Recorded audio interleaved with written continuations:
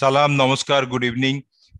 WBMDFC আয়োজিত career পথনির্দেশ ধারাবাহিক online চক্রের ৭৩তম পর্বে আপনাদের স্বাগত। করোনার প্রথম ঢেউ থেকে কেরিয়ার নিয়ে নানান দিক নিয়ে প্রায় ৭২টি পর্ব জুড়ে এই গুরুত্বপূর্ণ আলোচনা চলছে। পশ্চিমবঙ্গ সংখ্যালঘু উন্নয়ন ও বিত্ত নিগম সংখ্যালঘু সম্প্রদায়ের সামগ্রিক উন্নয়নের জন্য বিশেষ করে শিক্ষায় উৎসাহ দেওয়া ছাড়াও কেরিয়ারের কাউন্সিলিং নিয়ে বেশ কয়েক বছর ধরে ধারাবাহিকভাবে কাজ করছে। এছাড়া শিক্ষাক্ষেত্রে নানা রকম স্কলারশিপও প্রদান করেন। 2019 সালে কেরিয়ার কাউন্সিলিং এর উপর বিস্তারিত একটি বই প্রকাশ হয় এবং এই বই সংখ্যালঘু সম্প্রদায়ের পড়ুয়াদের ভীষণভাবে কাজে লেগেছে তা আমরা জানতে পারি। এই হাত বইকে কেন্দ্র করে যখন জেলায় প্রচার ও কিছু পড়ুয়াদের সঙ্গে সরাসরি কিছু পরিকল্পনা করা হয়েছিল, তখন অতিমারির ক্রান্তিকালে আমাদের জীবনে নানান দিক বিপর্যস্ত করে। এখনো তার রেশ শেষ হয়নি। করোনা মহামারীর কারণে পড়াশোনার স্বাভাবিক ছন্দ বিঘ্নিত 2020 মার্চ মাস থেকে ছাত্রছাত্রীদের এবং প্রতিযোগিতামূলক পরীক্ষার জন্য উদ্যোগী প্রার্থীদের অনেকেই গৃহবন্দী পড়েন। সামাজিক দূরত্ব বজায় রাখতে হবে বলে এমনকি সহপাঠীদের সঙ্গে দেখা করা বা গ্রুপে পড়াশোনার সুযোগও বন্ধ হয়ে যায়। ঘরে দীর্ঘ সময় অতিবাহিত করতে করতে অনেকেই মানসিকভাবে ক্লান্ত হয়ে পড়ে। তাদের এই অফুরন্ত সময়কে যাতে জীবন গড়ার কাজে ব্যয় করতে পারে, পশ্চিমবঙ্গ সংখ্যালঘু উন্নয়ন ও বিত্ত নিগম কেরিয়ারের পথনির্দেশ শীর্ষক এই অনলাইন আলোচনার সূচনা করে। এই অভিনব উদ্যোগ প্রায় 2 বছর ধরে বিভিন্ন প্রতিযোগিতামূলক পরীক্ষার প্রস্তুতিতে কৃতি ছাত্রছাত্রীদের কথা, তাদের সাফল্যের কথা শুনতে পেয়েছি। জুম ছাড়াও এই প্রোগ্রাম সরাসরি সম্প্রচারিত হচ্ছে WBMDFCর ইউটিউব ও ফেসবুকে। এই অনুষ্ঠানে সবচেয়ে আকর্ষণীয় দিক হলো বিশেষজ্ঞ ও সফল প্রার্থীদের কাছ থেকে আমরা সরাসরি প্রশ্ন করার সুযোগ পাই। এছাড়া অনলাইন কেরিয়ার পথ নির্দেশে এই অনুষ্ঠানের বেশিরভাগ ছাত্রছাত্রী গ্রামীণ অঞ্চলে, তারা অনেকেই এই ধরনের বিষয়ের সঙ্গে পরিচয় হওয়ার সুযোগ প্রথমবার পায় এবং সমাজের বিভিন্ন ক্ষেত্রে প্রতিষ্ঠিত মানুষদের সঙ্গে তাদের পছন্দের বিষয় নিয়ে কথা বলার সুযোগ পায়। আজকে আমরা আলোচনা করব আন্তর্জাতিক ক্ষেত্রে অর্থাৎ ইন্টারন্যাশনালি এডুকেশনাল অপরচুনিটিস এবং স্কলারশিপ নিয়ে একটি সিরিজ শুরু হয়েছে। আপনারা জানেন, যারা নিয়মিত এই প্রোগ্রাম দেখছেন, প্রথমের দিকে সরকারি চাকরিতে কিরকম ভাবে পেতে হয় তা নিয়ে আমরা আলোচনা করেছি। করোনার কালে যে নতুন ধরনের কেরিয়ারের অপশন শুরু হয়েছে সেগুলো নিয়ে আমরা আলোচনা করেছি। গত কয়েক সপ্তাহ ধরে চাকরির ক্ষেত্রে যে স্কিলগুলো লাগে সেইগুলো নিয়ে আমরা আলোচনা করেছি। এছাড়া আমরা গত 3 সপ্তাহ ধরে আন্তর্জাতিক ক্ষেত্রে কিরকম ভাবে স্কলারশিপ পাওয়া যায় এই নিয়ে আমরা আলোচনা করব। এইবারের বিষয় আমেরিকায় পড়তে গেলে কি কি ধরনের পড়াশোনার সুযোগ থাকে এবং স্কলারশিপে। Today we are joining today will be discussing about the international educational opportunity and scholarship in US. তো আমাদের সঙ্গে জয়েন করেছেন doctor Debra Rozario, and Education US Advisor at USIEF Mumbai; Bhavna Jolly, Senior Program Officer for Educational USA at the United States India Education Foundation; Pratiti দেব, উনি join করবেন university of colonel Chicago থেকে। এছাড়া আমাদের যেমন ভাবে প্রতিবারে আমাদের ছাত্রছাত্রীরা প্রশ্ন করে, আমাদের তাদের সরাসরি প্রশ্ন নেব। আমি এখন রিকোয়েস্ট করব মাননীয় এমডি শ্রী মৃগাঙ্ক বিশ্বাস মহাশয়কে অনুষ্ঠানের সূচনা করার জন্য।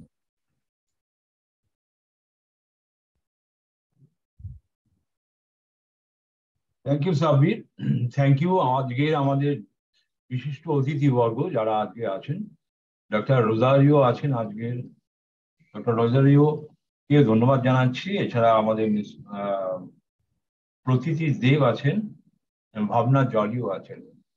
We, on behalf of the corporation, we welcome all the dignitaries who will be presenting their how the students will be benefited from different scholarship, different types of scholarship at USA.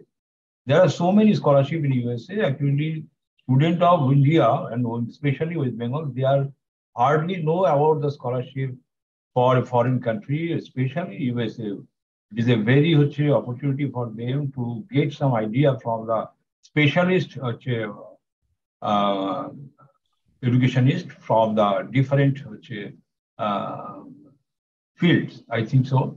তো আজকে উপস্থিত যারা আছে আমি প্রত্যেককে ধন্যবাদ দিচ্ছি on behalf of corporation, যে তোমরা ইউ আর সো লাকি যে আজকে আমাদের মধ্যে বিশিষ্ট 3 জন আছেন যারা এই বিষয়ে বিশেষজ্ঞ। কারণ আমরা বিভিন্ন দেশে, স্পেশালি ইউরোপ এবং আমেরিকাতে যাওয়ার ক্ষেত্রে আমরা কিন্তু প্রচুর প্রলোভনে আমরা পা দিয়ে ফেলি। Actually, there are huge scope. There are so many scope in USA and Europe for higher studies, and there are so many scholarship for their higher studies. But we are hardly know about the scholarship and how, where to go, what to contact, and they hardly about their matter.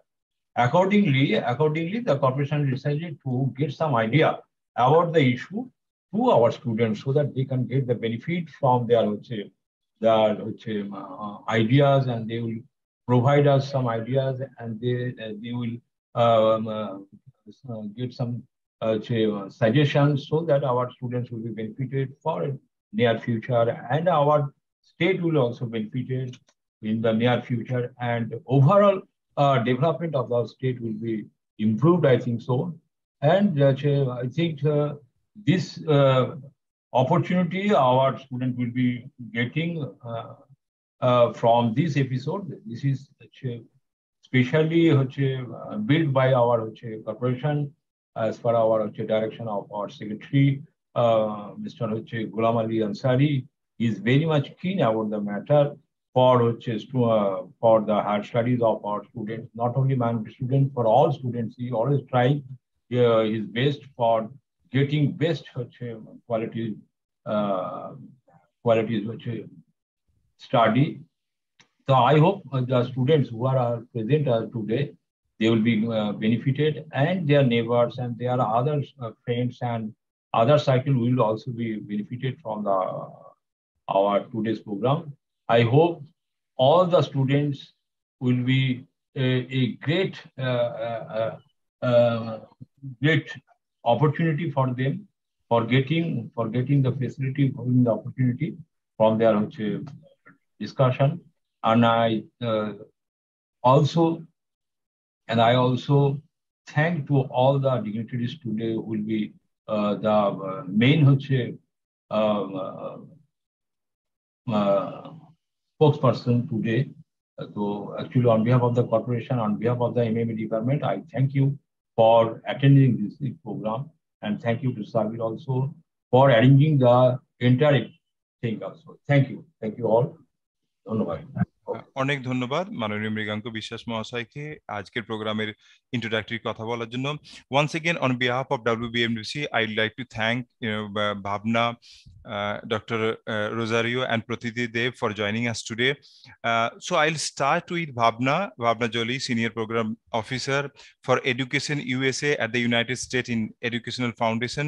Bhavna Joly is the Senior Program Officer based in Delhi. In her role as SPO, she leads and support the Education USA program in India in collaboration with the center across the country to promote US higher education, foster bilateral student mobility, and advance in the US Department of State's public diplomacy efforts.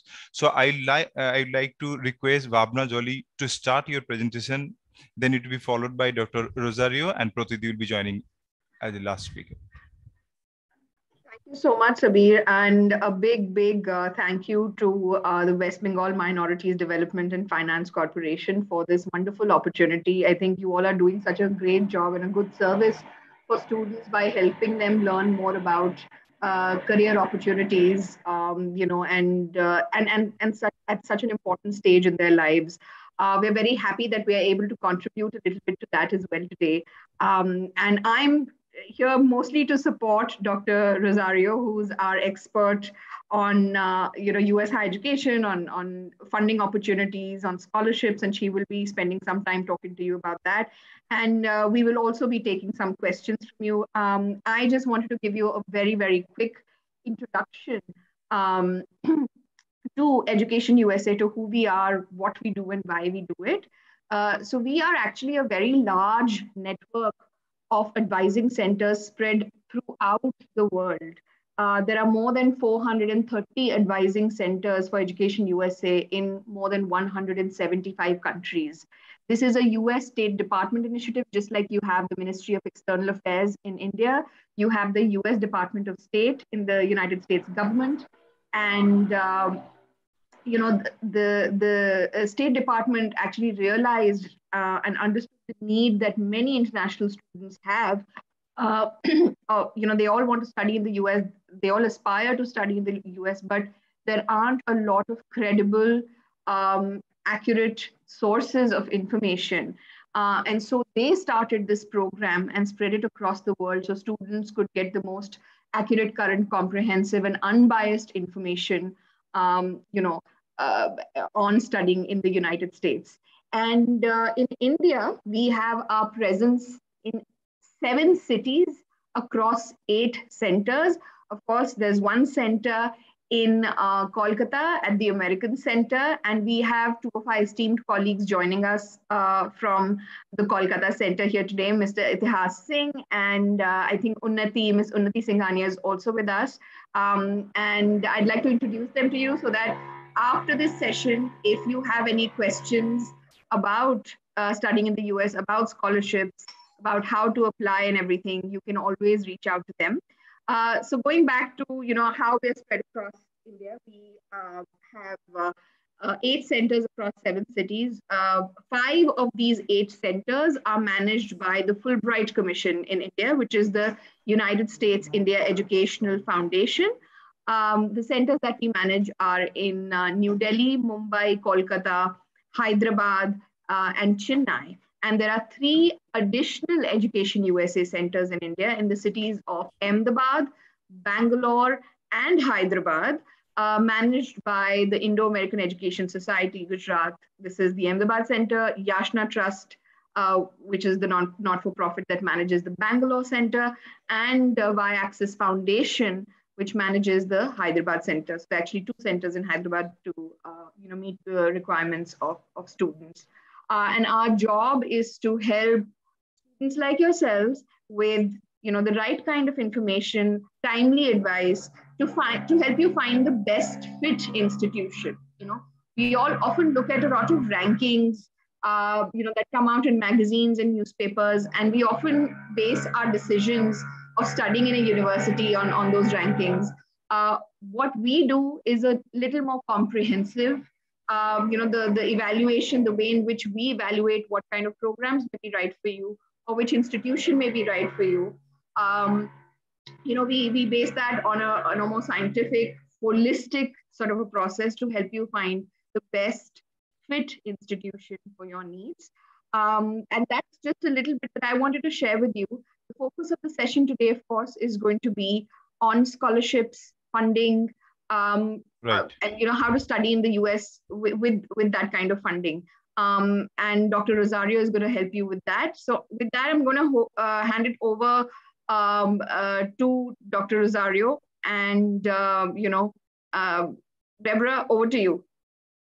Thank you, Bhavna, for that great introduction, and thank you to the corporation as well for inviting us to share our knowledge about this subject. We really hope that by the end of the session, you will have a good sense of how you can finance your US higher education.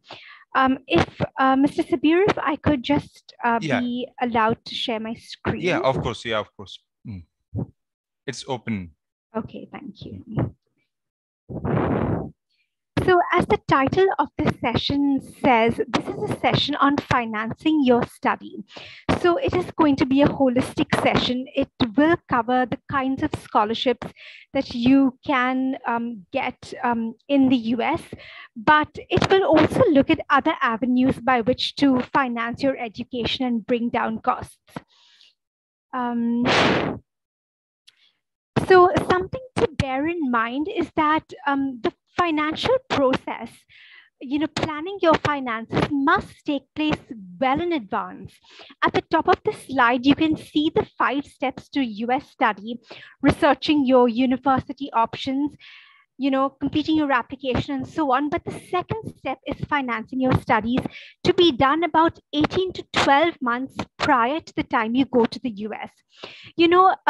I have recently been contacted by a student and a parent who got into the University of Pennsylvania, an Ivy League university, but they were not provided with enough funding. And now in August, they're looking for funding. And at this stage, it's very hard to help a student out. So you must not leave funding for the last minute. Don't blindly apply to universities and think, I'll get admission and then I'll sort out my funding. You must make your financial plans side by side with your university search. Look and see which universities have funding, what is your budget, and so on. And I'll discuss this in more detail as I go through these slides. But your financial plans should be made right at the start, about a year before you go to the US when you are selecting universities. So during this session, I'm going to go over three topics. The first is counting the cost. So what does it actually cost to study in the US?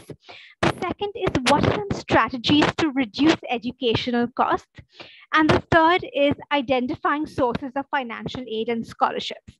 Now, I'll try to keep this to about 25 minutes to half an hour, and then we'll take time for questions. So to start with, what is the cost of studying in the US? So this slide gives you recent costs of different types of US universities. You will see that the 2-year public community college is the cheapest option available. This, is for undergraduate applicants, not for graduate applicants. And I will discuss the community college pathway later on in this session. But this is the cheapest at about $20,000 US per year, all inclusive.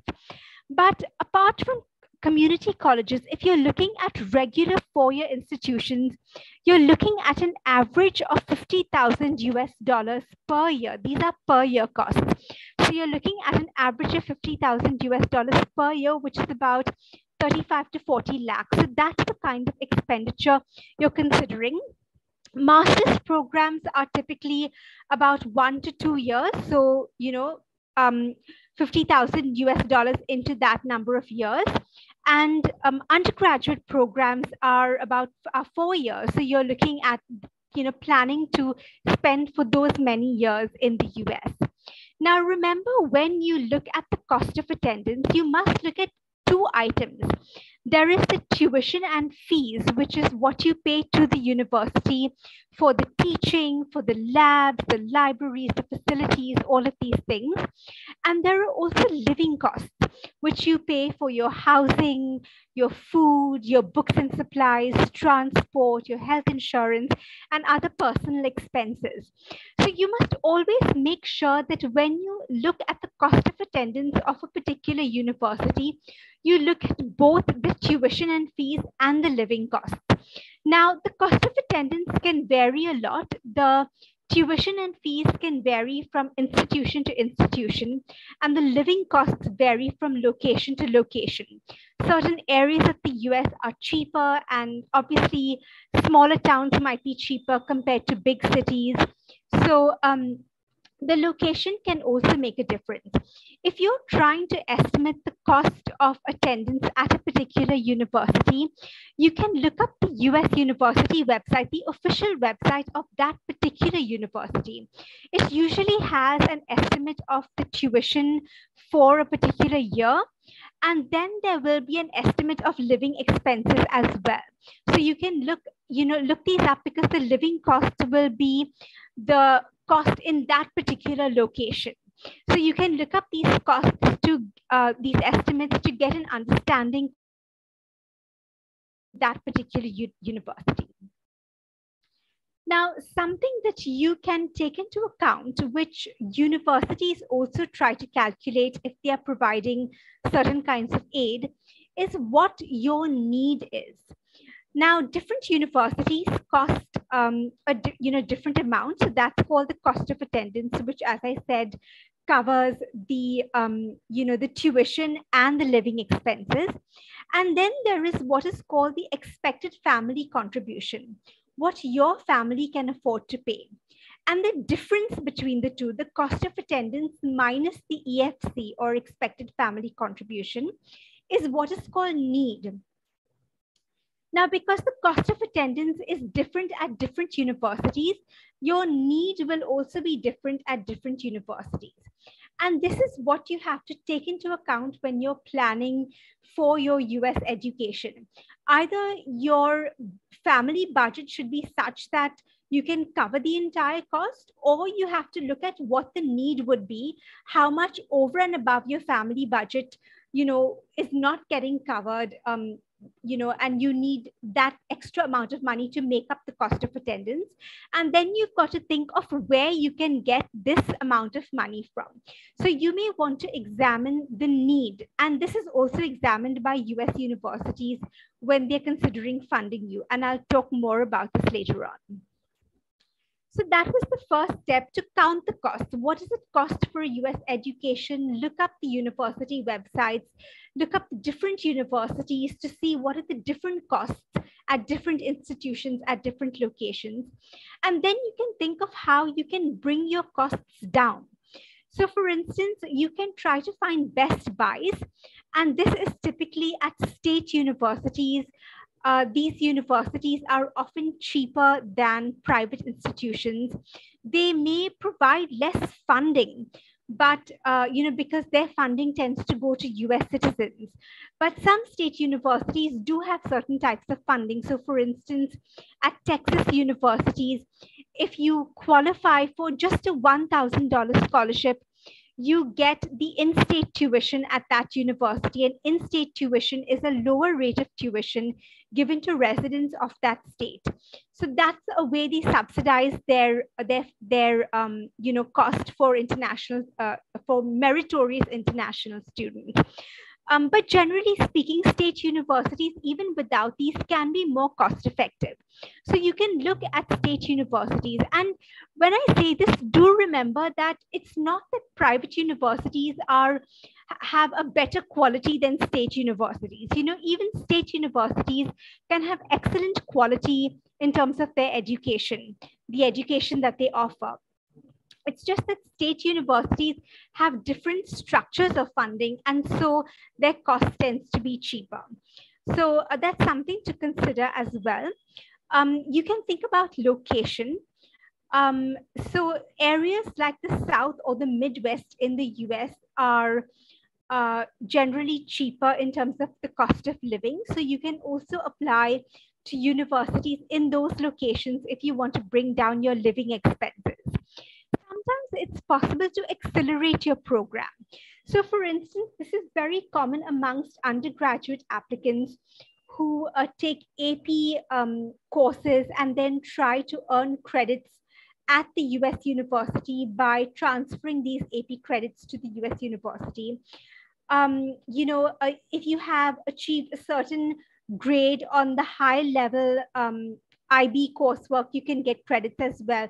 So there are certain opportunities like this through which you can earn credits at the US university and cut back a bit on the number of credits you have to take at that university.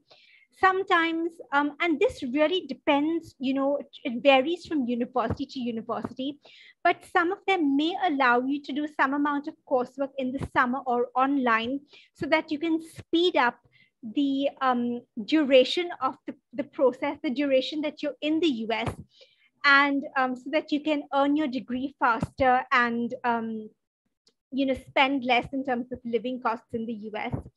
And finally, for graduate students, there are often one-year accelerated programs. So for instance, technical programs that are normally 2 years might be offered as a one-year program, or MBAs that are normally 2 years might be offered as a one-year program. So you can think about accelerating your program or finding a shorter program like a one-year program that can help cut costs as well. Something else to look out for are tuition waivers.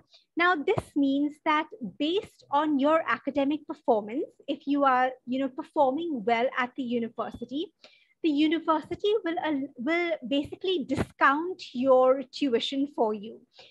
So it's not an amount that's provided to you as such, but the amount that you pay to the university is less.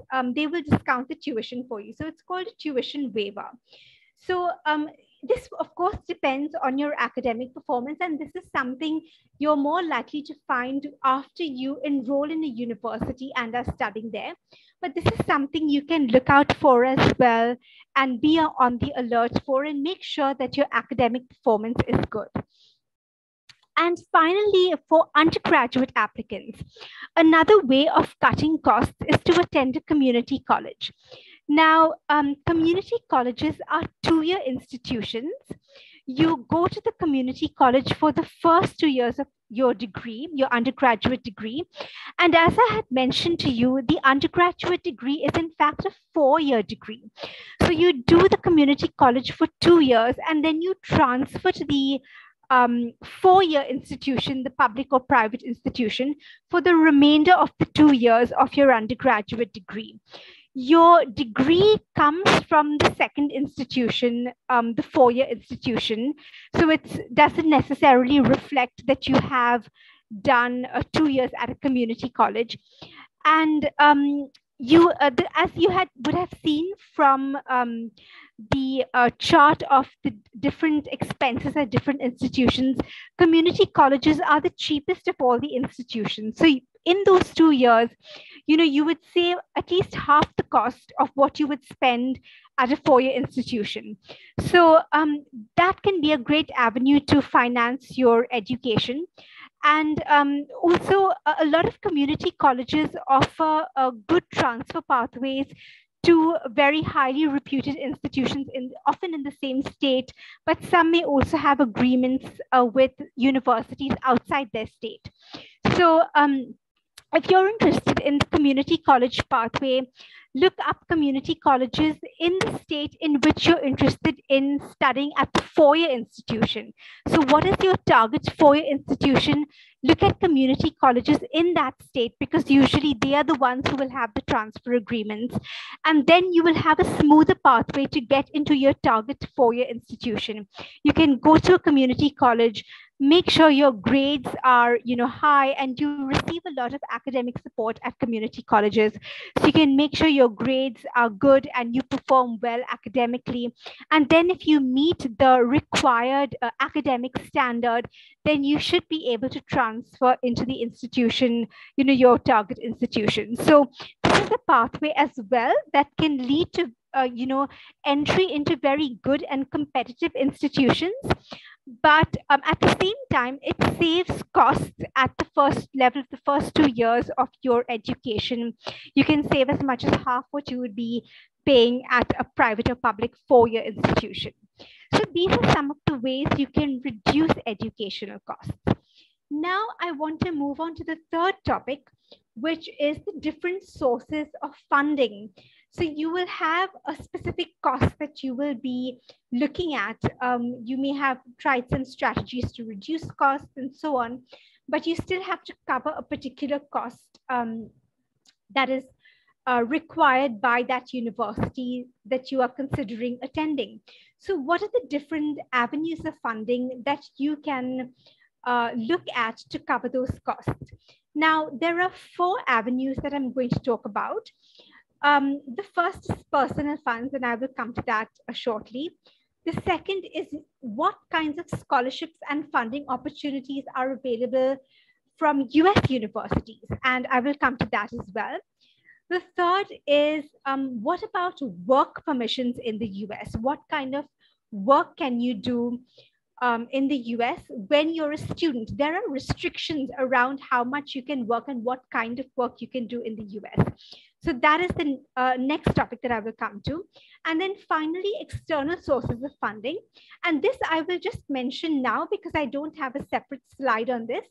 But basically, there are external sources of funding that you can look at for US education. These are sources that are from agencies and foundations different from US universities.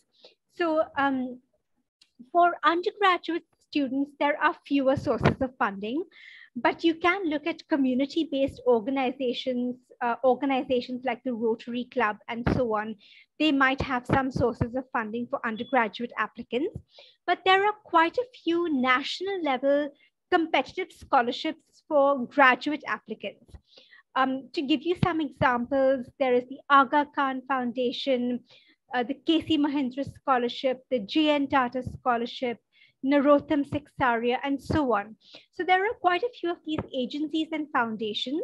You will find that while US university scholarships have to be applied to usually during the application process, some may open later, but usually during the application process, there will be it's usually the same application process as the regular application, though at an earlier deadline. There may be a priority deadline or early deadlines, but the application process is similar.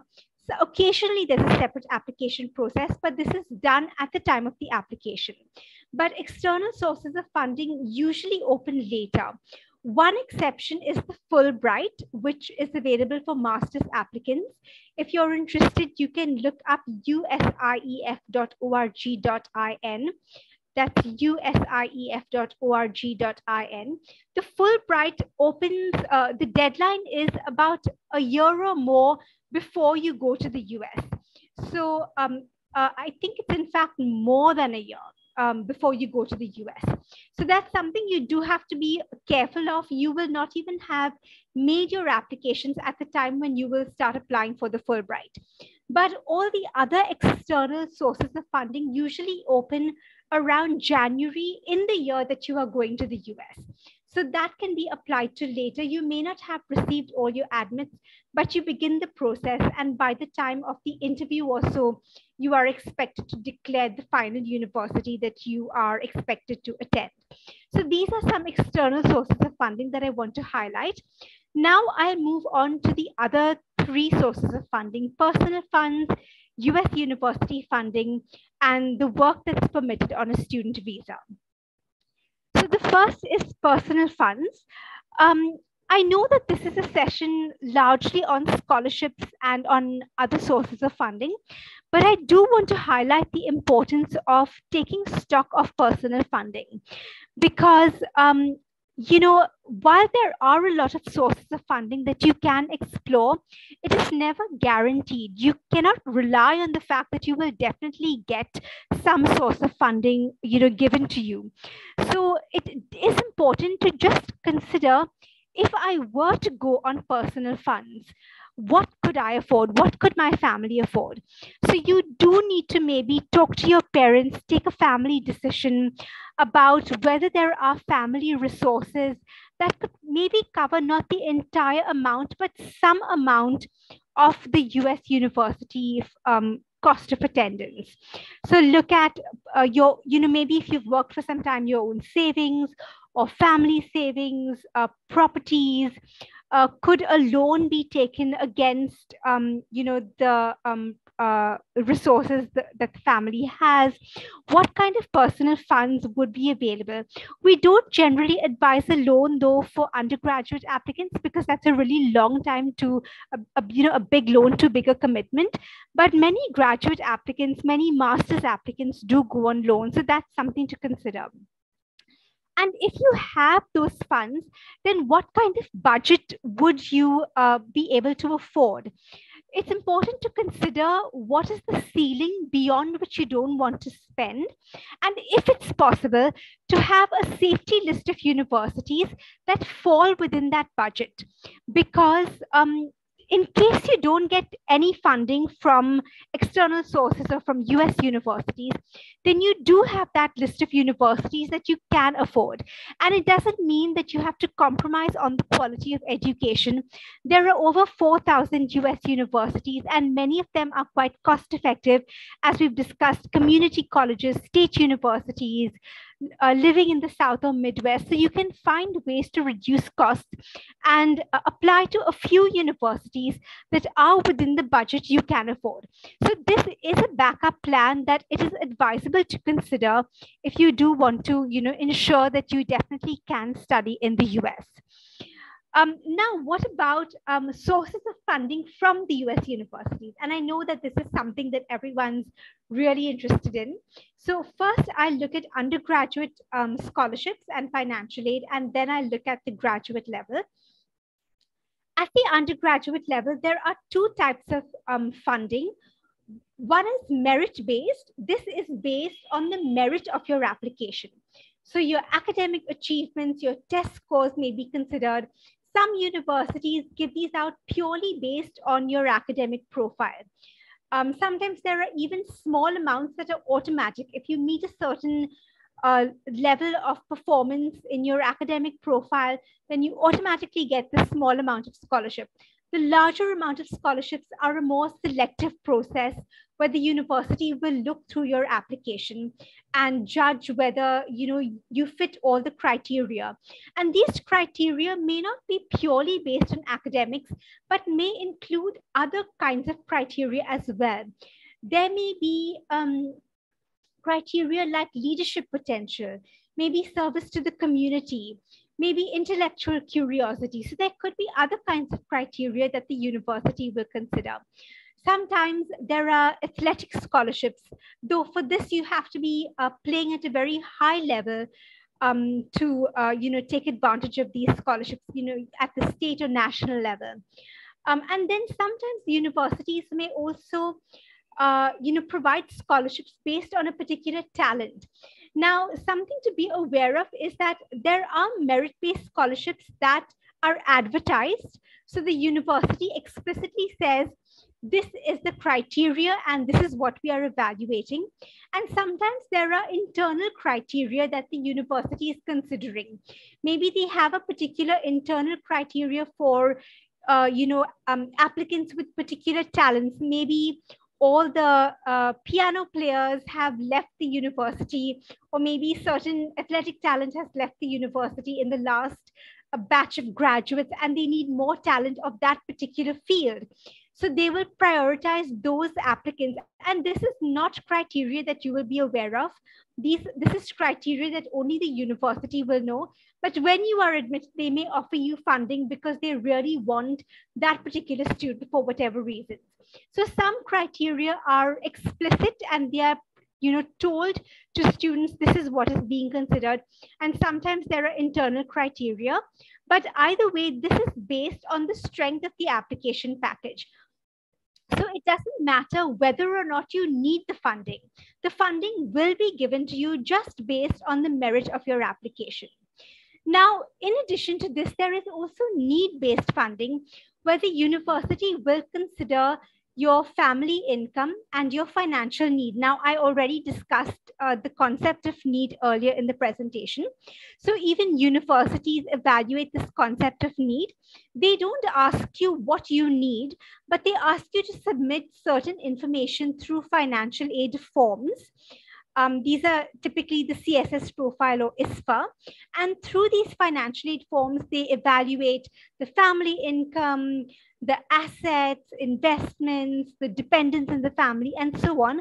And through their own internal formula, they calculate what they think this family can afford to put towards the university, or as I said before, what is the expected family contribution? And accordingly, what is the need that this family has? What amount of money do they need from the university to make this university affordable to the family? So the university calculates this. Now, it is need-based, but at the same time, it is merit-based as well. It's not that merit doesn't count, because the university is looking at this, the amount the student needs. And they are thinking, how much do we really want this student? Do we want this student? How does the student compare to other students? Is this a really outstanding student and we really want the student? Then we will put this amount of money towards the need of the student. But if they feel, okay, the student is not that outstanding and there are other better students, then maybe they don't want to commit so much money to that one particular student. So both need and merit do come into play with need-based scholarships. Now, there are two kinds of need-based scholarships to be aware of. One is need blind, where the university first considers the merit of the student, then admits the student, and then they usually commit to providing whatever the student needs. Obviously, this is a huge financial commitment on the part of the US university. And so it is very rare that universities are need blind for international students. There are some need blind institutions But there are many that say they need blind, but are actually need blind for domestic students as well. So if you're looking at this and you see that a university says it's need blind, make sure that it's need blind for international students. The majority of universities who provide need-based scholarships are need aware.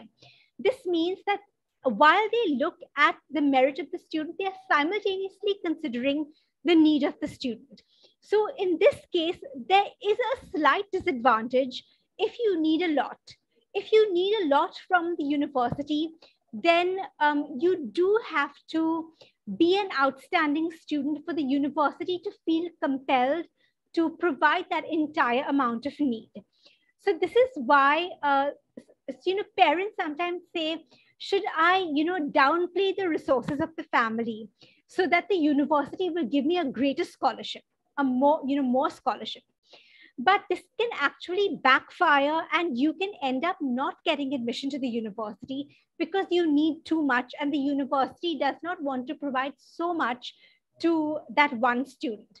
So that's why when you are supplying information for need-based scholarships, if you just be honest. That's the best rule of thumb. Be honest. State what resources you do have, because that will help bring the need down, and the university will not feel they have to give too much. But at the same time, what you do need, you can indicate, through your through whatever resources you have, the level of resources you have, you can honestly state those, and then let the university take a decision based on both the need and the merit of the student. So these are the different types of scholarships at the undergraduate level. At the graduate level, there are two types of scholarships. There are some scholarships that are directly given as grants to students coming into the university.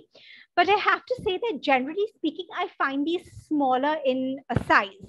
They are usually smaller amounts of money that just assist the university, the student, to bring the costs down. But the substantial scholarships that are more substantial and provide big chunks of help for the student are assistantships and fellowships. Assistantships are where you do some work for the department, like research or teaching or some other kind of work, maybe some administration, some other kind of help with the department or with another department like the International Students Office or something like that. You do some amount of work for the department and you get usually a tuition discount and a living stipend. The living stipend can take care of your living expenses, and the discount can be partial, but there are also cases where it can totally waive off your tuition. So this can be a really good opportunity for you, assistantships, but they usually do require good academic standing, and it's something you may not get at admission, but you get after you go to the university. And then there are fellowships as well, where you don't do any work, but you are provided with a certain amount of money for research, and you usually get a stipend for this, which covers your living expenses. You may get more than that as well, and you are able to do your research, and the stipend covers your expenses. So these are the graduate financial aid available. Now, I will try to go quickly through the next part of the presentation so that we have some time for questions. I'll just sum up by saying the major determinants of financial aid are therefore, it can be quite holistic. It's your academic records, your test scores, your essays also count, your commitment, and in doctoral programs, you should expect full financial aid through, through assistantships and fellowships. You should try to find full financial aid. I'll just briefly say that on-campus employment is done for, you can only, in terms of work, you can only work on campus for 20 hours during the semester and 40 hours outside the semester. And You have to be enrolled in a full-time academic program for this. You can only work on campus, and these are jobs like the library or the cafeteria. They are small jobs which are lower paying. They are paid at minimum wage. So it's not something that will contribute greatly to your tuition or maybe even your housing, but it will help you with certain living expenses, your food, travel, and so on. It does depend on availability, and often you may want to spend your time doing other things like extracurricular activities or internships or projects at the university and so on. So we say, try to make a plan that doesn't involve on-campus employment. And if you find you go there and you do get on-campus employment, you have the time for it, then you can take it up and you can reduce your costs. The 2 times you can work off campus are curricular practical training. This is an internship, which typically is credit bearing. It must be in your field of study. And you can only do this after you have completed 1 academic year in the US. So this is curricular practical training, and optional practical training is work experience that you get after you complete your program, or practical training as it's called in the US, after you complete your program. Again, this must be in your field of study. In all fields, you get 12 months to work in an area directly related to your major. But if you're in a science, technology, and engineering, engineering, or math field, a STEM field, you get an additional 24 months, so a total of 3 years with which you can work in the US. You do have to find a job yourself. Placements are not given like they are in Indian universities, but a lot of career support is given. Networking opportunities are provided, career fairs, assistance with interviewing skills, writing your resume, and so on. So a lot of support is provided. You do have to find that position, but if you do, you can stay on for 12 months or in STEM fields 3 years and get some work experience in your field of study. I will just leave you with this slide before I conclude. If you want to take a screenshot of it, you're welcome. These are useful links that provide lists of scholarships that are available in different fields of study with different eligibility criteria. So that's something you can look at. And I will just draw this to an end by highlighting Education USA India services. So we conduct online events, and you're welcome to sign up at the link on the slide or look at our online calendar. You can also follow us on social media at Education USA India. We have a YouTube channel called Education USA India, where we've also done a lot of sessions on financial aid and scholarships. So you can look that up for more information if you're interested. And I'd just like to highlight that we have a fair coming up actually. For graduates, it's on September 3rd, and for undergraduate applicants on September 10th. So you're welcome to log in. There'll be more than 100 US universities logging in, eager to meet students like you. So do join us for this session. And with that, I'll draw this session to an end. I'll just leave the Education USA Kolkata contact information on the slide so that you can get in touch with them if you have further questions. Yes, yes. So thank you very much, Dr. Rosario, for a very comprehensive, overview on the financial aspect of studying at US. A couple of queries already has, for you. Those who are on Zoom, they can raise their hand. We can directly connect, so you can respond. But before that, I'll take a couple of questions who is through WhatsApp number we have already received. First, a couple of queries regarding community colleges. So they wanted to know what are the courses offered at community colleges, and how do we get information about this? Because community college, the information regarding community college is not popular. Maybe in our state or in other part of India also. So can you just elaborate what are the regular popular courses, why it is different from the other state universities? So that is a couple of queries that has reached to us. If you can kindly respond. Great. So I'm so glad that there's interest in community colleges. It's a very worthwhile avenue to explore. when you go to a US university for an undergraduate degree, this is only for undergraduate applicants. In the first 2 years, you do what is called general education. You don't begin your major immediately.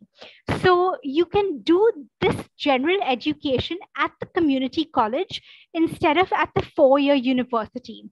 But simultaneously, the community college also prepares you for the major that you're interested in taking up after those 2 years. So they usually have academic pathways, STEM pathways, or business pathways, or humanities or arts and sciences pathways. So they usually have pathways like that, where they make sure that they ask you, you usually get assigned an advisor, an academic advisor, and a transfer advisor, and you can discuss with them which universities you're targeting and what major you're interested in taking up later on. So they will help plot your coursework so that when you apply for a transfer to the state or the private institution, the 4-year institution, you have the full number of credits you need to transfer to that institution. And if you need any kind of foundation for that particular major, then you have that coursework as well. So it is the general education coursework that you do, but there are pathways for particular majors as well that are given to you at the community college. In terms of finding out more information, I would actually highlight the Education USA India YouTube channel, because we have done sessions entirely on community college pathways. And there are some great sessions there. In fact, some done by Education USA Kolkata. So there are some great sessions done on community college pathways. So I would say look up the Education USA India YouTube channel, and that will give you a detailed breakdown of how to go about applying and what are what to look out for when you're applying for community colleges. Right, thank you. যারা জুমে আছেন আমাদের সঙ্গে, তারা যদি প্রশ্ন করতে চান হাত তুলে আমরা কিন্তু অ্যাক্সেস দেব before and then we can move to another queries. Since WBMWC, the corporation, largely deal with the very disadvantaged communities, there is an issue of language proficiency. So what are the support United States India Education Foundation offer for them? Because from the rural area, they did excellent in the exams, especially in the science subject stream, but main difficulties they repeatedly come with they had suffer with the language proficiency. So what are the language proficiency tests are done to pursue education in the US, and what are the support USIF EF offers here in maybe different center in India? If you can elaborate on that. Right. So I should say at the outset that unfortunately USIF itself does not offer much language support. Right. But I would say that it may come at a slight extra cost, but US universities do have English language pathways where you can do an intensive English language preparatory program for maybe a semester or so before you start the official degree, and that can boost your English language skills. And then you can move on to the degree if you meet the English language criteria. I would also say that there are a lot of English language resources available from all the test preparation agencies.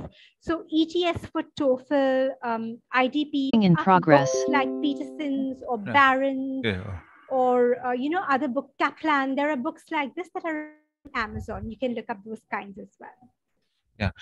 And finally there is another queries. You started with talking, it needs a lot of preparation in terms of the financial. So how at the same time they need to focus on getting admission, and at the same time, so can it's a little which should get priority in terms of getting admission? So that is one queries. Somebody wrote just WhatsApp us in our helpline number.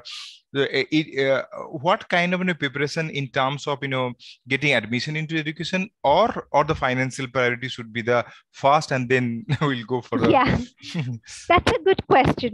So I would say the first step before you start putting together the application package, the first step is to select universities, taking into account financial criteria. So don't apply to universities if they're very expensive and they don't provide financial aid, you know. Right. That's going to be just setting yourself up for a fall later on. You will find that difficult in the end. So find universities that either are budget friendly or where they provide substantial financial aid. Universities they have two resources on their websites, especially for undergraduate applicants. They have what is called a net price calculator, where you can enter certain data and get an approximate estimate of the amount that it would cost to go to that university. And they also have the common data set.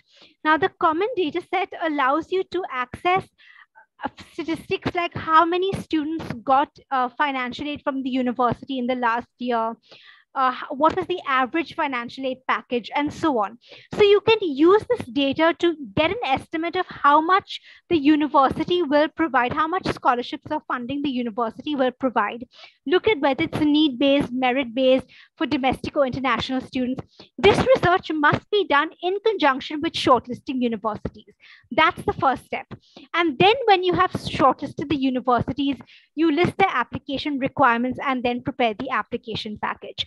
So this should be done well in advance, at least 12 to 18 months before you go to the US. Right.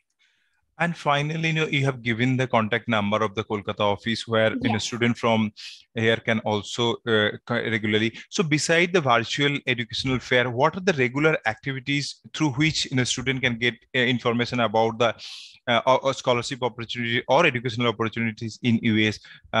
You can just repeat, you have told about the YouTube channel and other sources, but if you can repeat that. Right. So we conduct regular sessions online. These are specialized information sessions. And if you're interested, you can email the Kolkata office to learn more. You can also look up our YouTube channel, Education USA India, where there's a lot of information and there are sessions on funding, on scholarships, and so on. There is also a social media where we announce specific scholarships from US universities.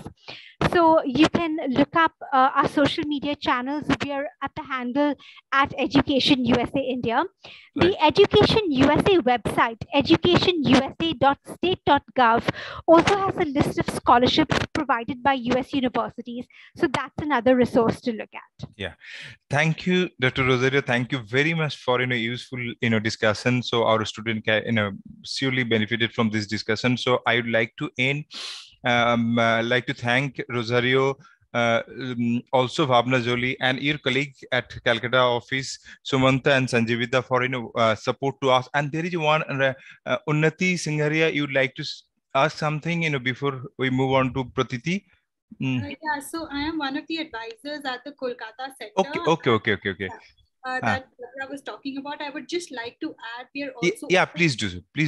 We're also open in person. So we are located, our Kolkata office is located at the American Center on the 3rd floor near Maidan Metro Station from Monday to Friday, 9:30 to 4:30 p.m. Except on holidays. You can just walk into our center, and we are proficient in Hindi and Bengali. So we can talk to you, guide you on your application steps, and we welcome you to please come and meet us whenever you are free. So come on Tuesday onwards whenever you are available, and we are happy to help you. Thank you. Thank you, Unnati. Thank you, your all colleagues who have joined today, Dr. Rosario Jolie. This is really, wonderful discussion on, educational aspect of US and also the financial aspect. So now we'll move to Pratiti. Pratiti Deb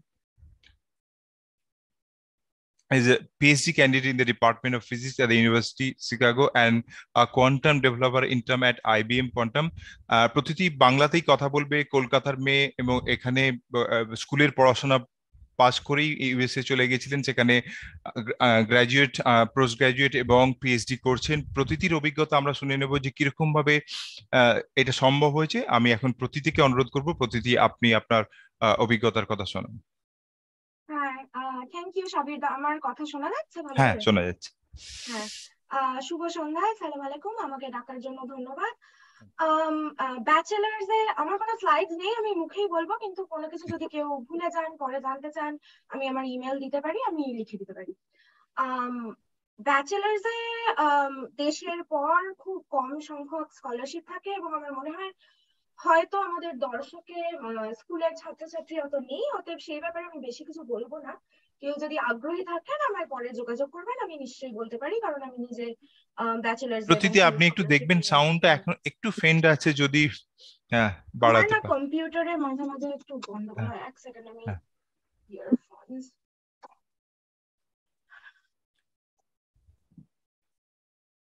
এখন কি ভালো শোনা যাচ্ছে? শোনা যাচ্ছে কিন্তু তাও একটু কম আছে। ঠিক আছে, আমরা একটু যারা আচ্ছা, শুনছেন, হ্যাঁ সরি, এখন না। হ্যাঁ ঠিক আছে। আচ্ছা, তো আমি একটু জোরে বলার চেষ্টা করবো হ্যাঁ। তাহলে। ব্যাচেলার্স এ দেশ থেকে ডিরেক্টলি স্কলারশিপ একটু কম সংখ্যক হয় এবং হয়তো আমাদের দর্শকের স্কুলের ছাত্রছাত্রী অত কেউ নেই, সেই জন্য আমি মেইনলি ইউএসএ তে পিএইচডি কি করে করা যায় এবং পিএইচডি তে কিভাবে স্কলারশিপ পাওয়া যায় এটার উপরেই ফোকাস করব। আর মাস্টার্স করার জন্য এক্সটার্নাল ফাউন্ডেশনে যা স্কলারশিপ থাকে, যেমন ইনল্যাক, ফুলব্রাইট, আমার আগে যারা বললেন, তাছাড়া ইউনিভার্সিটি থেকে ইউএসএ তে খুব একটা থাকে না। আমার মনে হয় মাস্টার স্কলারশিপ নিয়ে করার জন্য ইউরোপ বা কানাডা অনেক বেশি অ্যাপ্রোপ্রিয়েট।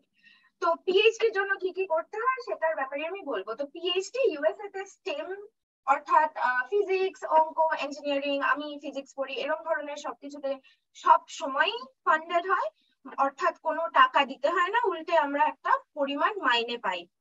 কিন্তু হিউম্যানিটিজ আর সোশ্যাল সায়েন্সেসেও বেশিরভাগ সময়ই সেটা হয়, মাঝে মাঝে হয়তো হয় না।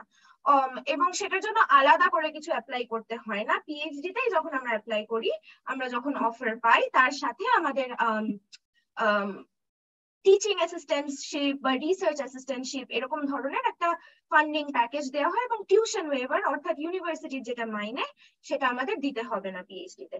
অতএব আমি পিএইচডি করার জন্য কি কি লাগে সেটাই একটু বলি, কারণ আলাদা করে পিএইচডির ফাইন্যান্সিয়াল এডের জন্য অ্যাপ্লাই করতে হয় না, যেটা আন্ডার গ্রাজুয়েট লেভেলে বা মাস্টার্স লেভেলে হয়ে থাকে। তো প্রথমত অফকোর্স আমাদের আগে একটা ডিগ্রি লাগবে, সেটা 4 বছরের ব্যাচেলার্স ডিগ্রি হতে পারে, যেটা দেশে এখন খুব কম কম জায়গায় হচ্ছে, আর নইলে বেশি যেটা দেশে চল আছে 3 বছরের ব্যাচেলার্স ডিগ্রি এবং তারপর একটা মাস্টার্স, সেটা আপনি দেশে করে থাকতে পারেন, অন্য কোনো দেশে করে থাকতে পারেন।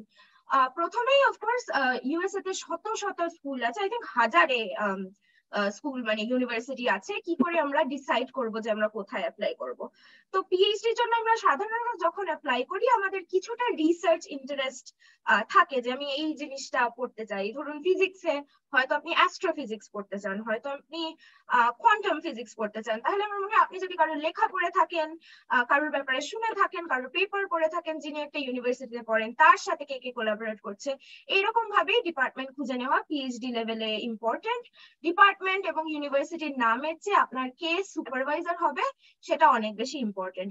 কিন্তু ইউরোপে সুপারভাইজারের সাথেই আমরা ডিরেক্টলি অ্যাপ্লাই করে কাজ করি, ইউএসএ তে তা হয় না। ইউএসএ তে আমরা ডিপার্টমেন্টে অ্যাপ্লাই করি। অতএব আমার মনে হয় একটা ডিপার্টমেন্টে যদি আপনি 2-3 জন প্রফেসর দেখেন যে আমি এর সাথে কাজ করতে পারি, কিন্তু এর সাথেও হয়তো কাজ করতে পারি, সেরকম ডিপার্টমেন্টে অ্যাপ্লাই করাই কাম্য। কারণ হয়তো আপনি এলেন, আপনি প্রথমে যার সাথে কাজ করবেন ভেবেছিলেন তিনি কোনো কারণে সেই বছর ছাত্র নিচ্ছেন না, বা তার সাথে আপনার বনিবনা হলো না, তাহলে আপনি আরেকজনের সাথেও কাজ করতে পারেন। আরেকটা জিনিস আমি বলবো, হয়তো আপনি আন্ডারগ্রেডে ফিজিক্স পড়েছেন বা ইলেকট্রিক্যাল ইঞ্জিনিয়ারিং, সরি আমি হয়তো বেশি একটু সায়েন্সের দিকে বলবো, কিন্তু জিনিসগুলো অন্য ক্ষেত্রেও অ্যাপ্লাই। ধরুন আপনি সোশিওলজি পড়েছেন, কিন্তু আপনি অ্যাপ্লাই করতে পারেন এমন একটা ডিপার্টমেন্টে যেটা হয়তো অ্যানথ্রোপোলজি, বা ফিজিক্স পড়ে ইলেকট্রিক্যাল ইঞ্জিনিয়ারিং। মূল ব্যাপারটা হচ্ছে আপনি কি নিয়ে গবেষণা করতে চান এবং সেই গবেষণাটা কোন ডিপার্টমেন্টে হচ্ছে এই ইউনিভার্সিটিগুলোতে। এবারে অ্যাপ্লিকেশনে হয়তো 4-5টা জিনিস লাগে। একটা হলো স্টেটমেন্ট অফ পারপাস, আর একটা হলো 3টে চিঠি, letter of recommendation. Under graduate এবং মাস্টার্স মানে কলেজ এবং মাস্টার্স লেভেলে আপনি কি নম্বর পেয়েছেন সেটা আপনার ইউনিভার্সিটি থেকে ট্রান্সক্রিপ্ট পাঠানো। তারপরে জিআরই, সাবজেক্ট জিআরই, টোএফএল, এগুলো খুবই মানে সত্যি কথা বলতে একটু বিরক্তিকর ব্যাপার। এবং শেষমেশ হয়তো পার্সোনাল স্টেটমেন্ট বা ডাইভার্সিটি স্টেটমেন্ট। এবং লাস্টে আমি টাকা পয়সার দিকটা আরেকটু আলাদা করে বলবো। তো স্টেটমেন্ট অফ পারপাস কি, সায়েন্স আর হিউম্যানিটিজ এর স্টেটমেন্ট অফ পারপাস একটু আলাদা হয়, এটা 2 পাতা ম্যাক্সিমাম 3 পাতা। সায়েন্সে সাধারণত অ্যাকচুয়ালি আমার হয়তো আরো গোড়ায় শুরু করা উচিত। আপনি যদি কলেজে পড়েন, সায়েন্স পড়েন, আপনার সায়েন্স বা ইঞ্জিনিয়ারিং পড়েন, আপনার মূল দায়িত্ব এখন যে কোনো ভাবে রিসার্চ এক্সপিরিয়েন্স খুঁজে নেওয়া এবং করা, রিসার্চ ইন্টার্নশিপ। এটা আপনি কিভাবে করতে পারেন? আমাদের দেশে IISc, IISER অর্থাৎ Indian institute of science education and research, IIT, TIFR সব জায়গাতে সামার প্রোগ্রাম হয়, যেখানে যে কোনো কলেজের ছাত্রছাত্রীরা অ্যাপ্লাই করতে পারে এবং এক সামার সেখানে থেকে রিসার্চ করতে পারে। কারণ সব কলেজে, দেশে ইভেন USA তেও সব কলেজে আমরা সেরকম রিসার্চ ফেসিলিটি পাই না যে আমরা কলেজেই রিসার্চ করব। যদি আপনি অফিসিয়াল প্রোগ্রামগুলোয় সময় বা কোনো কারণে অ্যাপ্লাই না করে থাকেন, তাহলে আপনার কাছের শহরে যে বড় ইউনিভার্সিটি আছে তার ওয়েবসাইটে কোনো প্রফেসরকে যদি আপনার পছন্দ হয় তার কাজ, তাকে ইমেল করতে পারেন, ছোট ইমেল, সিভি, যে আমি কি আপনার সাথে কাজ করতে পারি। তাদের অনেক সময় ফান্ডিং থাকে 1-2 রিসার্চ অ্যাসিস্ট্যান্ট গরমকালে নেওয়ার জন্য, এবং এটা খুব ইম্পর্টেন্ট পিএইচডি করার জন্য যে আগে থেকে আমরা রিসার্চ এক্সপিরিয়েন্স বিল্ড করি। শুধু ক্লাসে ভালো নম্বর পেলে পিএইচডি তে চান্স পাওয়া যায় না সাধারণত। এবারে স্টেটমেন্ট অফ পারপাস আপনি এই রিসার্চ এক্সপিরিয়েন্স গুলো নিয়ে লিখতে পারেন, এবং এই রিসার্চ এক্সপিরিয়েন্স এর কারণে আপনি কিভাবে পরে কি করবে ভেবেছেন, মানে পিএইচডি তে কি করতে চান সেটা নিয়ে একটুখানি লিখতে পারেন। সায়েন্সে একটুখানি লেখাটাই যথেষ্ট, যে ধরুন আমি লিখলাম আমি কোয়ান্টাম কম্পিউটিং পড়তে চাই, তার বেশি আমার কিছু লিখতে হলো না। হিউম্যানিটিজ বা সোশ্যাল সায়েন্সে সাধারণত একটা ইন্ডিপেন্ডেন্ট রিসার্চ প্রজেক্ট প্রপোজ করতে হয়, যে আপনি কি পড়তে চান। আপনি আমার পক্ষে হিউম্যানিটিজ এর এক্সাম্পল দেওয়া সম্ভব না, কিন্তু একটা রিসার্চ প্ল্যান, একটা ইন্টারেস্ট, কারণ হিউম্যানিটিজ আর সায়েন্সে পিএইচডি স্ট্রাকচারটা ফান্ডিং ওয়াইজ এবং মেন্টরশিপ ওয়াইজ অনেকটা আলাদা, প্রফেসরের সাথে সম্পর্কটা অনেকটা আলাদা।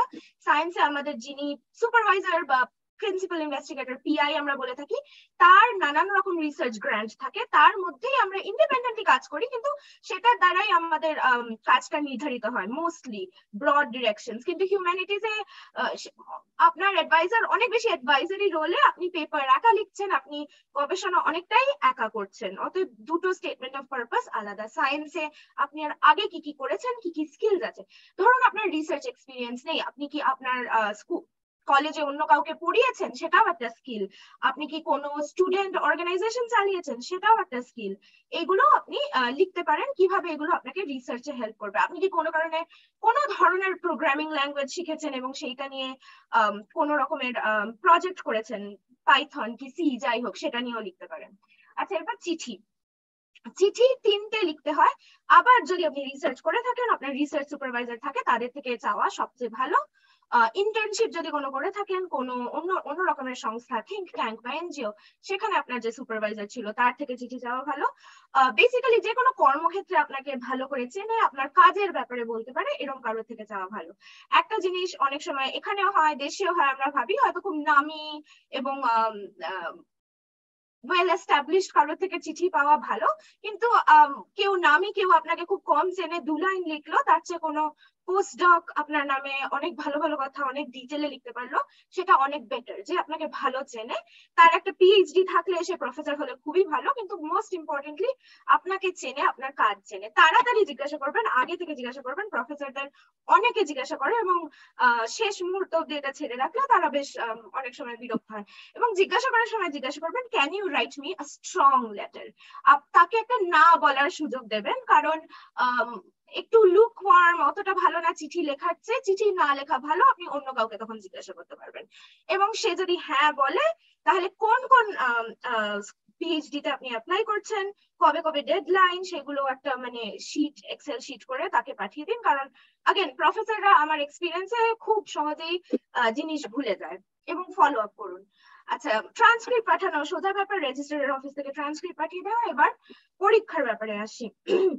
আমি প্রথমে বলতে চাই, এই পরীক্ষাগুলো কোনোটাই আমি মানে একদম পছন্দও করি না, খুব একটা ভ্যালুয়েবলও মনে করি না, এবং ইউএস একাডেমিয়ার বিশেষত অনেক প্রফেসর এবং স্টুডেন্টরাই এখন মনে করছে যে জিআরই দিয়ে পিএইচডি কিভাবে ভালো করা যায় সেটা কোনোভাবে জাজ করা যায় না। অনেক রকম অ্যাকচুয়ালি সোশ্যাল সায়েন্স রিসার্চ হয়েছে যে জিআরইটা শুধুমাত্র আপনার কত পয়সা, আপনি সাদা, না অন্য কোনো রেসের, আপনি ছেলে না মেয়ে, তার সঙ্গে বেশি কোরিলেটেড আপনি ভবিষ্যতে কতটা ভালো রিসার্চ করবেন তার চেয়ে। অতএব এটার সাথে আমাদের সেলফ ওয়ার্থ অ্যাটাচ করার কিছু নেই, আমরা কত নম্বর পেলাম এটা করতে হবে, এটা লাগে করব, এইটুকুই। এবং খুবই এক্সপেন্সিভ, অতএব একবার নিলেই ভালো, বারবার নেওয়ার চেয়ে। আগেন আমার আগেও যারা ছিলেন বললেন নানান রকম টেস্টিং এজেন্সিজ হয়, টিউটরিং হয়, কিন্তু আমি প্রথমেই বলবো জাস্ট একটা সেকেন্ড হ্যান্ড বই কিনে, আপনারা যদি কলকাতা যান কখনো বা কলকাতার হন, কলেজ স্ট্রিটে অনেক অনেক ব্যারন, ক্যাপলান, প্রিন্সটন রিভিউয়ের বই পাওয়া যায় সেকেন্ড হ্যান্ড। এই পরীক্ষাগুলো খুব একটা বদলায় না, একটা পরীক্ষা নিন, তারপর রিভিউ করুন, আবার পরীক্ষাটা নিন, দেখুন আপনি কিরকম নম্বর পান। আমার মনে হয় দুটো জায়গাতে অসুবিধা হয়, যারা হয়তো আমরা ইংরেজি স্কুলে ছোট থেকে শিখিনি ইংরেজি, আর আরেকটা আমি দেখেছি হিউম্যানিটিজ সোশ্যাল সায়েন্সে যারা মাধ্যমিকের পর অঙ্ক করেননি তারা অঙ্ককে খুব ভয় পান।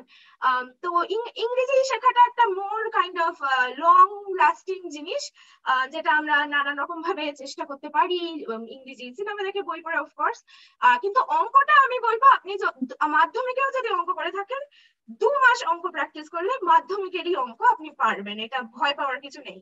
আর আরেকটা জিনিস আমি বলবো, দেশে জিআরই দিতে পাসপোর্ট লাগে। হ্যাঁ, আপনি হয়তো ভাবছেন আপনি 2 বছর বাদে পড়তে যাবেন, এখন জিআরই দিয়েছেন পাসপোর্ট বানাননি, কিন্তু আইডি পাসপোর্ট, এই ভুলটা আমি যখন এসএটি দিতে হয় কলেজের সময় এটা আমার হয়েছিল, এই ভুলটা করবেন না।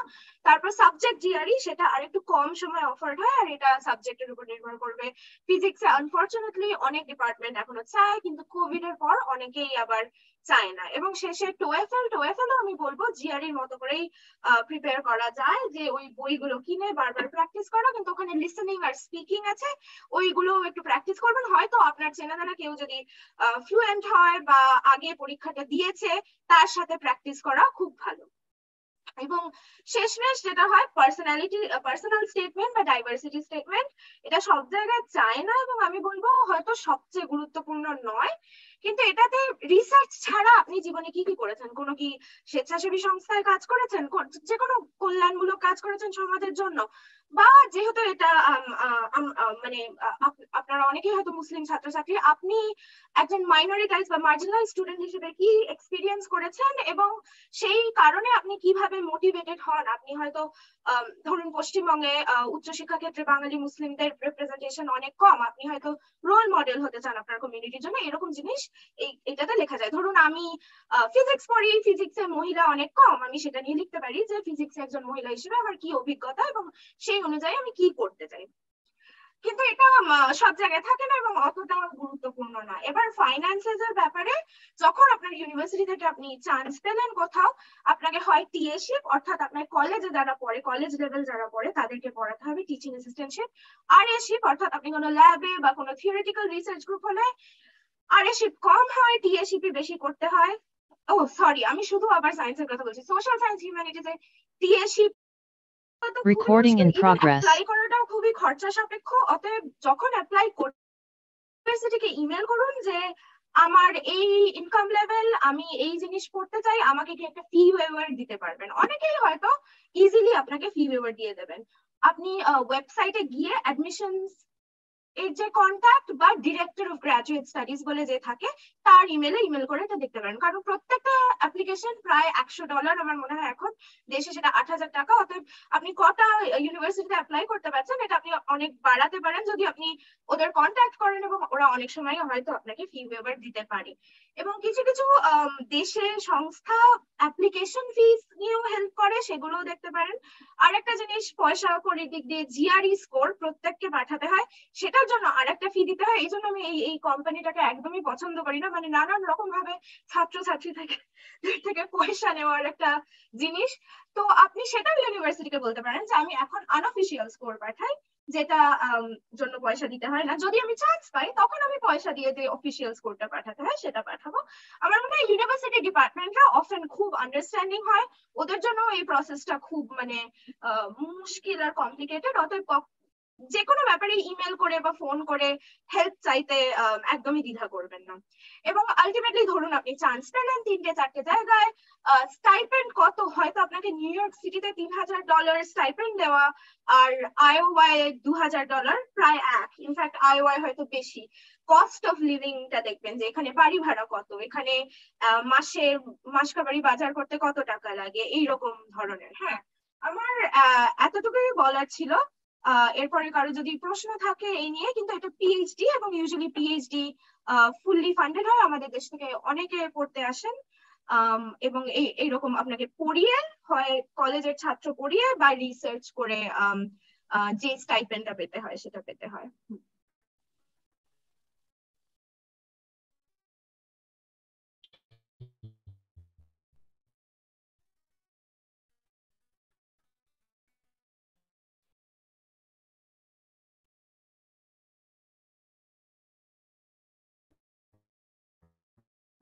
ঠিক, প্রত্যেক কি কি করা দরকার, যারা জুমে আছেন তারা যদি প্রশ্ন করতে চান হাত তুলেন, যে এগুলো কি শুধুমাত্র এনজিওর ইন্টার্নশিপ বা অন্য কি ধরনের দেশের কাজ করলে যেটা আমাদের পরবর্তীকালে বিশেষ করে পিএইচডির ক্ষেত্রে কাজে লাগতে পারে, কেননা অনেকে এই কাজ করাটাকে একটা মানে বেকার পরিশ্রম করা বলে ভেবে থাকে, কিন্তু এইটাই অনেক সময় আমরা দেখেছি যারা স্কলারশিপ পায় আমাদের সঙ্গে যারা কাজ করেন তারা কিন্তু সবাই বলে যে স্কলারশিপের ইন্টারভিউ বা এই চান্স পাওয়ার ইন্টারভিউ মূলত আলোচনাটা এইটাকে কেন্দ্র করেই থাকে অনেক সময়, যারা নানা রকমের কাজ কর্মকাণ্ড করে থাকে। তো আপনার একটু মতামত শুনবো এই ব্যাপারে, তাহলে খানিকটা আরো স্বচ্ছতা বাড়বে এই চিন্তার। আপনি যদি ব্যাপারে বলেন। শোনা গেল? হ্যালো, প্রতিদিন মিউট হয়ে গেছে। হ্যাঁ, মিউট হয়ে গেছে, মিউট আনমিউট করে নিতে। হ্যালো, হ্যাঁ আনমিউট করে নিতে হবে, আনমিউট হয়ে গেছে, মিউট হয়ে গেছে। আচ্ছা, হ্যাঁ সরি, আমাকে মানে হোস্ট আনমিউট করতে হয়। হ্যাঁ অ্যাকচুয়ালি হ্যাঁ এটা হয়তো বলা দরকার যে আমাদের দেশে যতটা পরীক্ষা এবং নম্বর কেন্দ্রিক শিক্ষা ব্যবস্থা, সেটা ইউএসএ তে বা ইউরোপে নয়। নম্বর পাওয়াটা জরুরি অবশ্যই, কিন্তু তারপরে আমরা কি কি করছি সেটা আরো বেশি গুরুত্বপূর্ণ। সায়েন্সের ক্ষেত্রে আমি যেটা বললাম, রিসার্চ করা, যে কোনো ল্যাবে বা যে কোনো থিওরিটিক্যাল সায়েন্টিস্টের গ্রুপে যে কোনো ভাবে ইনভলভ হওয়া সবচেয়ে বেশি ইম্পর্টেন্ট। সেটা যদি আমি ফার্স্ট ইয়ার কলেজ স্টুডেন্ট হই, আমার কাজ যদি হয় কোনো কেমিস্ট্রি ল্যাবে টেস্ট টিউব ধোয়া, সেটাও ইম্পর্টেন্ট। কারণ আমি একটা গবেষণার এনভায়রনমেন্টে আছি, আমি জানি কিভাবে লোকে সেটা নেন, সেটা খুব ইম্পর্টেন্ট। কারণ পিএইচডি তে ধরুন ফিজিক্সে আমরা আন্ডারগ্রাড লেভেলে কি করি, অঙ্ক মানে প্রবলেমস করি, একটা উত্তর থাকে, কিন্তু রিসার্চে তো কোনো উত্তর থাকে না। সেই উত্তর না থাকার প্র্যাকটিসটা খুব প্রয়োজন, যে সেটা আপনি জানেন, আপনি এসে মনে করবেন না যে আমি কিছু করবো আর সেটা তখনই ফল হবে আর আমার পিএইচডি পেপার লিখতে পারবো, কারণ পিএইচডি সাধারণত সেরকম ভাবে হয় না। অতএব যে কোনো ধরনের ক্লাসরুমের বাইরে অ্যাক্টিভিটি খুব ইম্পর্টেন্ট। খুবই ইম্পর্টেন্ট। যারা জুমে আছেন আমি অনুরোধ করব আপনারা হাত তুললে কিন্তু আমরা অ্যাক্সেস দেবো প্রশ্ন করার, আমরা আগের এপিসোড গুলোতে এরকম ভাবেই করি।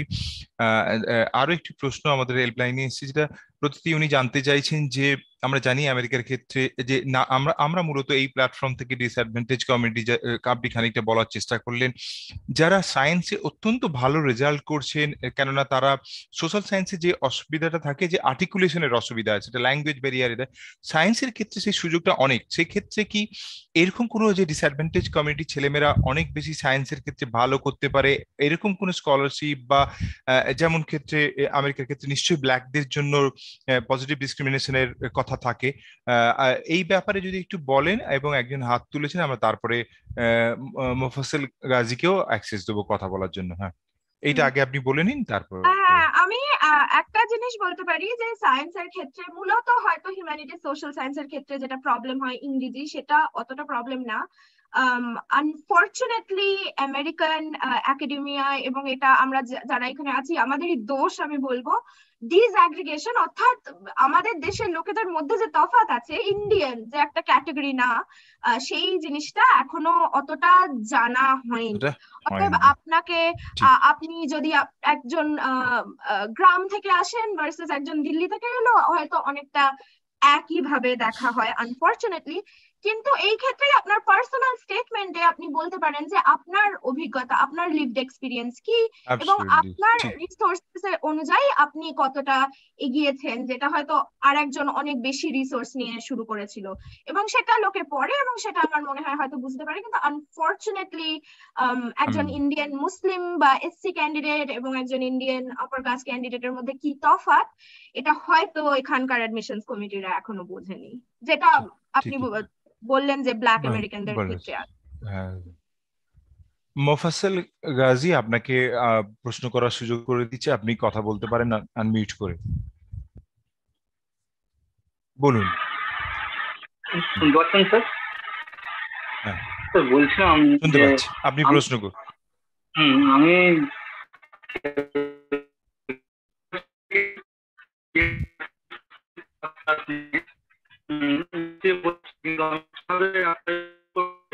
দেওয়ার জন্য পিএইচডি বা অন্য কিছু, আর কিভাবে স্কলারশিপটা পাওয়া যাবে?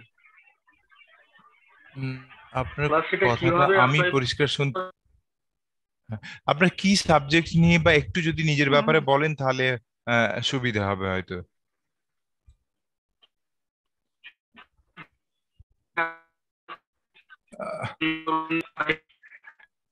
আপনার কথা আমি জানি না প্রতিদিন শুনতে পাচ্ছেন কিনা, আমি পাচ্ছি না। যেটুকু বুঝতে পারলাম স্কলারশিপের কথা, আমরা সেটা নিয়েই তো আজকে সারাক্ষণ আমরা হ্যাঁ। 1-1.5 ঘন্টা মতো যে আলোচনা করলাম। আপনি এটা আরেকবার ভালো করে দেখলে যে নানান সুযোগ আছে, বা আমরা আপনাদেরকে যারা শুনছেন তাদেরকে আবার একবার স্মরণ করিয়ে দিতে চাই, আমরা একটা এপিসোডই মানে একটা সিরিজই করছি, যে আগের দিন আমরা ইউকে নিয়ে কথা বলেছি, এবারে ইউএস নিয়ে কথা বলছি, পরে চায়না বা অন্যান্য কান্ট্রিতে কিরকম ভাবে পড়াশোনার সুযোগ এবং স্কলারশিপ পাওয়া যায় তার পুঙ্খানুপুঙ্খানু স্টেপ গুলো। একদিকে ফাইন্যান্সিয়াল এডের কথা প্রতিটি খুব ভালো করে আলোচনা করলেন, যে কিরকম ভাবে স্টেটমেন্ট অফ পারপাস, কিরকম ভাবে লেটার লিখে পিএইচডির ক্ষেত্রে যোগাযোগ করা যায় সেগুলো বললেন। আপনি আরেকবার চেষ্টা করুন, আপনি কি বলতে চাইছেন যদি বলতে পারেন। স্যার শুনতে পাচ্ছেন আপনি? হ্যাঁ এবার শুনতে পাচ্ছি, বলুন। স্যার হ্যাঁ হ্যাঁ হ্যাঁ এখন শুনতে পাচ্ছি। পাচ্ছি। আমি ক্যালকাটা ইউনিভার্সিটি থেকে বিএসসি ম্যাথমেটিক্স অনার্স করেছি আর এমএসসি করেছি। আমি চাইছি যে বিদেশে পড়াশোনা করতে, আমি কিভাবে স্কলারশিপটা পাবো আর কিভাবে অ্যাপ্লাই করতে পারবো? হ্যাঁ মানে হ্যাঁ সেটা তো ক্লিয়ার না। ঠিক আরো ঠিক আছে। জানতে চাচ্ছি স্যার, যে এমএসসি পিওর ম্যাথামেটিক্স এ আমার আছে, কিন্তু আমি আরো অন্য কোনো লাইনে যেতে চাই, সেটা কিভাবে যাবো? এমটেক বা আদার্স মানে টেকনিক্যাল লাইনে, ঠিক ঠিক ঠিক যেটা পরবর্তী আমার ফিউচারে কোনো জব রিলেটেড কিছু হবে, আমি যে বিদেশে পড়তে যাবো সেখান থেকে করার পরে কিছু যে প্লেসমেন্ট এইগুলোর ব্যাপারে একটু শুনতে চাইছিলাম। প্রতিটি আপনি এই ব্যাপারে বলবেন। হ্যাঁ হ্যাঁ, আমি বলবো যে ধরুন দেশে যতটা ধারণা আছে যে অঙ্ক করে চাকরি করা পাওয়া যায় না, সেটা এখানে একদমই নেই। এখানে পিএইচডি অঙ্কতে করলে অনেক লোক অনেক ইন্ডাস্ট্রিতে চাকরি করে, সেটা আপনি আর্টিফিশিয়াল ইন্টেলিজেন্স, ডেটা সায়েন্স বলুন, আমি যেখানে কাজ করি কোয়ান্টাম কম্পিউটিং, সেখানেও অনেক অঙ্কের ছাত্রছাত্রীরা আসে। অতএব আমি হয়তো, আপনি ভাবছেন যে আপনার ব্যাকগ্রাউন্ড অঙ্কে, পিওর অঙ্ক করে হয়তো অতটা কিছু মানে এমপ্লয়েবিলিটির প্রবলেমের কথা হয়তো আপনি ভাবছেন, কিন্তু আমি অতটা হয়তো চিন্তিত হব না। পিএইচডি করাকালীন আপনি যদি এরকম একটা পথ বেছে নেন, ধরুন ডেটা সায়েন্স খুবই পপুলার এবং অনেক চাকরি আছে, বা এআই এরকম ধরনের, এবং তখন ক্লাস নিতে থাকেন। কিন্তু যেহেতু আপনার ব্যাকগ্রাউন্ড অঙ্কে, আমি বলবো আপনি অঙ্কের পিএইচডি তে বা অঙ্কে আবার মাস্টার্স করাতে অ্যাপ্লাই করতেই হয়তো সবচেয়ে আপনার সুবিধা হবে। সেটা যদি আপনি একান্তই না চান, আমি বলবো প্রথমে আপনি দেশে কোনো রিসার্চ প্রজেক্ট, কোনো জেআরএফ প্রজেক্ট বা সামার প্রজেক্টে নিজেকে ইনভলভ করুন, যেটা একটু অন্য ফিল্ডে, তারপর সেই ফিল্ডে অ্যাপ্লাই করুন। এবং স্কলারশিপের ক্ষেত্রে আমি আজকে আমেরিকা নিয়ে কথা বলছি, ইউরোপের ব্যাপারটা আলাদা। আমেরিকায় যদি আপনি পিএইচডি তে চান্স পান, আপনাকে পয়সা দিতে কখনোই হবে না অঙ্ক ডিপার্টমেন্টে, আপনাকে পড়াতে হবে আন্ডার গ্রাজুয়েটের, ধরুন ইন্ট্রোডাক্টরি ক্যালকুলাস বা লিনিয়ার অ্যালজেব্রা কি যাই হোক, এবং সেইভাবে আপনি একটা লিভিং স্টাইপেন্ড পাবেন, যাতে আপনার বাড়ি ভাড়া সবকিছু চলে যাবে, এবং মানে ইউনিভার্সিটিকে কোনো ফিস দিতে হয় না। আশা করি এটা হেল্পফুল হলো। ঠিকই, মানে এখন আমরা দেশে যেরকম ভাবে ভাবি যে ম্যাথামেটিক্স পড়লে বা ফিজিক্স পড়লে কি করব, কিন্তু বিদেশে এই ব্যাপারে যেমন ভাবে প্রতিনিধি বললেন না, যথেষ্ট সুযোগ, স্পেশালি ডেটা সায়েন্সে যদি স্পেশালাইজ করা যায় দেশেও চাকরি পাবে এবং বিদেশেও অসংখ্য চাকরি আছে। এবং এইটা অনেকটা এখন লার্নিংটা অনেক সোজা হয়ে গেছে এগুলো নিজেকে তৈরি করার জন্য। আমরা আগেও বলেছি ডেটা সায়েন্স নিয়ে আমরা আলোচনা করেছি, আপনারা দেখে নিতে পারেন। আমরা এস এম হাসানের কাছ থেকে শুনে নেব তার কি প্রশ্ন আছে। হাসান, আপনি হ্যাঁ প্রশ্ন করুন। হ্যাঁ স্যার, শুনতে পাচ্ছেন? হ্যাঁ শুনতে পাচ্ছি। বলছি আমি বিএসসি কেমিস্ট্রি গ্রাজুয়েশনে কেমিস্ট্রিতে অনার্স, আমি বিদেশে কিছু করার জন্য কিভাবে কি করব জানতে চেয়েছিলাম। ঠিক আছে, আরেকটা প্রশ্ন নেই। হ্যাঁ হ্যাঁ ঠিক আছে প্রতিদি বলো, আমরা পরের প্রশ্নটা পরে নিচ্ছি। ঠিক আছে। না আমি বলবো যে যেহেতু আপনি বিএসসি করেছেন, এখন আপনি একটু মানে রিসার্চ ইন্টার্নশিপ করার চেষ্টা করুন এই স্টেজে, এবং সেইগুলো করলে হয়তো আপনি বুঝতে পারবেন যে আপনি কি নিয়ে আরো পড়াশোনা করতে চান, এবং তারপর অ্যাপ্লাই করতে পারবেন। এবং মাস্টার্স হলে আমি বলবো ইউরোপ বা কানাডায় অ্যাপ্লাই করা হয়তো বেশি সহজ, কারণ ইউএসএ তে মাস্টার্স লেভেলে ওই রকম স্কলারশিপ অতটা ঠিক হয় না, আমি অ্যাটলিস্ট দেখিনি, হয়তো হয়, আমি ভুল বলছি। আর আপনি যদি বিএসসি করার পর এখন কোনো সেন্ট্রাল ইউনিভার্সিটিতে, আমি জানি না আপনার বিএসসি কোথা থেকে, কিন্তু এটাও একটা দিক, আনফরচুনেট দিক, কিন্তু ধরুন আপনি যদি ডিইউ এ পড়ে থাকেন বা আলিগড়ে পড়ে থাকেন, আপনার অ্যাপ্লিকেশনের যেরকম মূল্য হবে আপনি হয়তো আমাদের পশ্চিমবঙ্গের কোনো ইউনিভার্সিটিতে অতটা মূল্য হবে না। তো কেউ যদি বিএসসি ওরকম মানে আমাদের ওয়েস্ট বেঙ্গলের মধ্যে করে থাকেন, মানে সিইউ, আইসার, আইআইটির বাইরে, আমি বলতে চাইছি, আমি সবসময় বলি যে সেন্ট্রাল ইউনিভার্সিটিতে একটা মাস্টার্স 1-2 বছরের করার চেষ্টা করুন, এবং তারপর পিএইচডি তে অ্যাপ্লাই করুন। কারণ মাঝে মাঝে আমি দেখি হয়তো ইউনিভার্সিটির নাম একটু অচেনা হলে একটু অ্যাপ্লিকেশনে অসুবিধা হয়। ঠিক। আর কেউ যদি প্রশ্ন করতে চান, আমি এখনো আমরা এই সুযোগ আছে প্রতিটির কাছ থেকে জেনে নেওয়ার। যদিও সোশ্যাল সায়েন্সের ক্ষেত্রে আমরা দেখি যে অন্য নানা রকমের অসুবিধা থাকে, কিন্তু সায়েন্সের ক্ষেত্রে স্পেশালি পিএইচডি করতে গেলে কিন্তু প্রতিটি বারবার যেটা বলছে যে কাজের কিছু অভিজ্ঞতা থাকলে এবং পুরোটাই সে কিন্তু নিজের আর্থিক এটা ব্যবস্থাটা করে নিতে পারবে। এরপরে হাত তুলেছে শাহাবুদ্দিন শেখ, এবং ওনাকে খুলে দেওয়া হোক, তারপরে শেখ সালিম আলীকে আমরা প্রশ্ন। শাহাবুদ্দিন শেখ, আপনি প্রশ্ন করুন। প্রশ্ন করুন। শাহাবুদ্দিন শেখ, আপনি প্রশ্ন করুন। হ্যালো, হ্যাঁ শুনতে পাচ্ছি, বলুন। তো বলছি যে আমি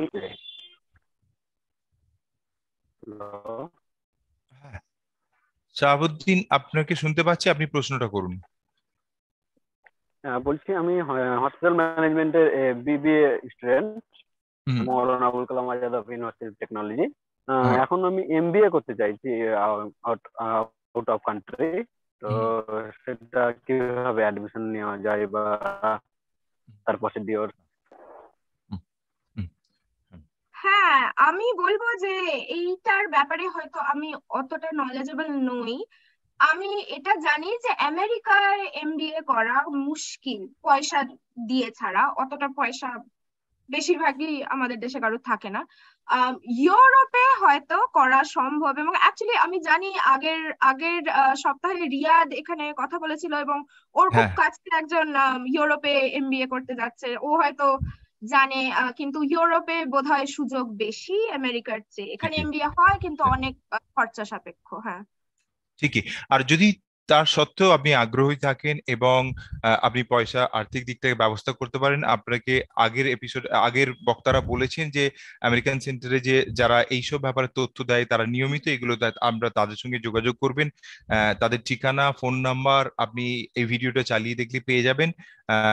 এর পরের প্রশ্ন আমরা রাকিবুল সরকারের কাছ থেকে নেব। রিকবল সরকার। হ্যাঁ না না, শেখ সালিম আলী, আপনাকে দুজনকে অ্যাক্সেস দিয়েছে, কিন্তু শেখ সালিম আলী প্রথমে কথা বলবেন। হ্যাঁ নমস্কার স্যার, আমি শেখ সালিম আলী বলছি স্যার। আর ম্যাম আমি হচ্ছে আইআইটি পাটনা থেকে এখন ম্যাথমেটিক্স এন্ড কম্পিউটিং এ সালিম, ভয়েসটা কেটে যাচ্ছে, আর একটু বলবেন পরিষ্কার, মানে শুনতে পাচ্ছি না। মাস্টার্স করছি, তো আমি ডেটা সায়েন্স গিয়ে কি হয় কি প্রসিডিউর কি জানতে চাইছিলাম। ঠিক। হ্যাঁ শুনতে পাচ্ছেন আমার কথা? হ্যাঁ হ্যাঁ, ডেটা সায়েন্সের ব্যাপারে জানতে চাইছেন তো? হ্যাঁ আমি এখন মাস্টার্স করছি তো আইআইটি পাটনাতে। আচ্ছা হ্যাঁ, তো ম্যাথমেটিক্স এন্ড কম্পিউটিং নিয়ে।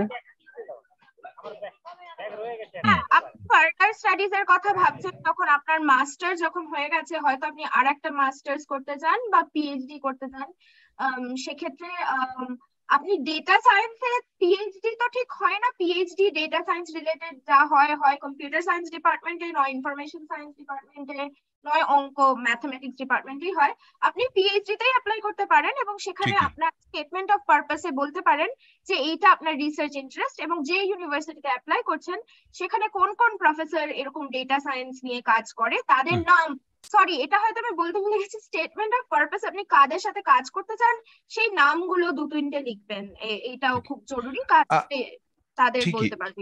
ঠিকই প্রতিনিধি ঠিকই বলেছেন যে হয়তো পিএইচডি কতটা করা যাবে জানি না, কিন্তু ডেটা সায়েন্স নিয়ে মাস্টার্স করার জন্য ইউএস এর কিন্তু সমস্ত ইউনিভার্সিটিতে মানে নতুন করতে গত 10 বছরের ডিপার্টমেন্ট শুরু করেছে এবং সেখানে কিন্তু সমস্ত ইউনিভার্সিটিতে এবং তার এমপ্লয়াবিলিটি অনেক হাই আমরা দেখতে পাচ্ছি এবং সেগুলোকে নিয়ে তারা কথা বলছে। কিন্তু প্রস্তুতি হিসেবে আপনি অনেক ধরনের অনলাইন কোর্স করা যাচ্ছে যেগুলো, এবং ডেটা সায়েন্স অনেকটা ক্রিয়েটিভ কমন্স এর আন্ডারে পড়ে, যেমন ভাবে আর পাইথন কিন্তু আপনি শেখার এই প্রস্তুতিটা আপনি কিন্তু নিয়ে রাখলে তবে আপনি, এবং আমি জানি যে আর বা পাইথন সেখানে অনেক রকমের স্কলারশিপ দিচ্ছে তারা অন দ্য কনটেক্সট অফ ডাইভার্সিটির ক্ষেত্রে রাখার জন্য, তারা বিভিন্ন ডিসঅ্যাডভান্টেজ গ্রুপ ওয়ার্ল্ড ওয়াইড কে তারা কিন্তু প্রমোট করছে। আমি আর এর ক্ষেত্রে এটা জানি যেহেতু আমি নিজে, তারা কিন্তু এই ব্যাপারে কিন্তু নানান রকম স্কলারশিপ এবং আইআইটি মুম্বাই এবং ভারতবর্ষের বিভিন্ন আইআইটিতে এই ধরনের কনফারেন্স গুলো হচ্ছে, সেখান থেকে আপনি আরো জানতে পারবেন। আমরা এর পরের প্রশ্ন নেব রিকবাল সরকার।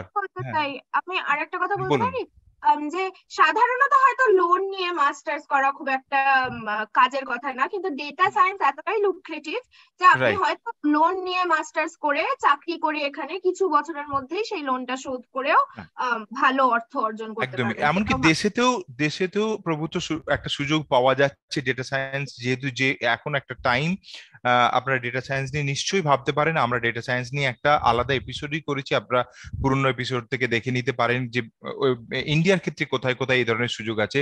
এর ফলে আমরা নেব মোহাম্মদ নাজির আখতারের কাছে।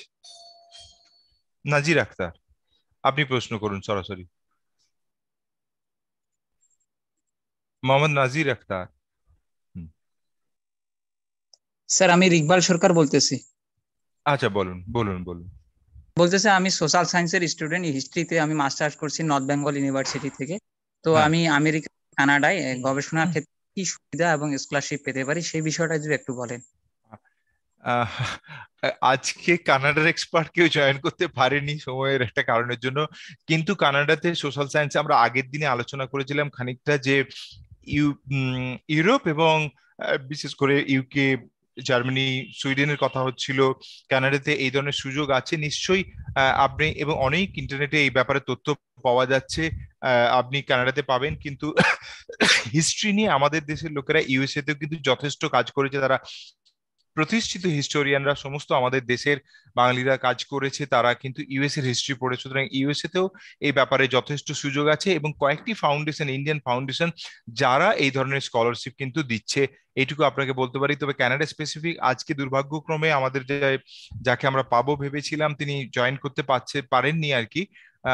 কিন্তু আপনি একটু ইন্টারনেট সার্চ করলে কানাডাতে কিন্তু অনেক তথ্য পাবেন আপনি। এটা জাহির হোসেন লস্কর, এর পরের আমরা তাকে চেষ্টা করব তার প্রশ্ন শুনে নিতে।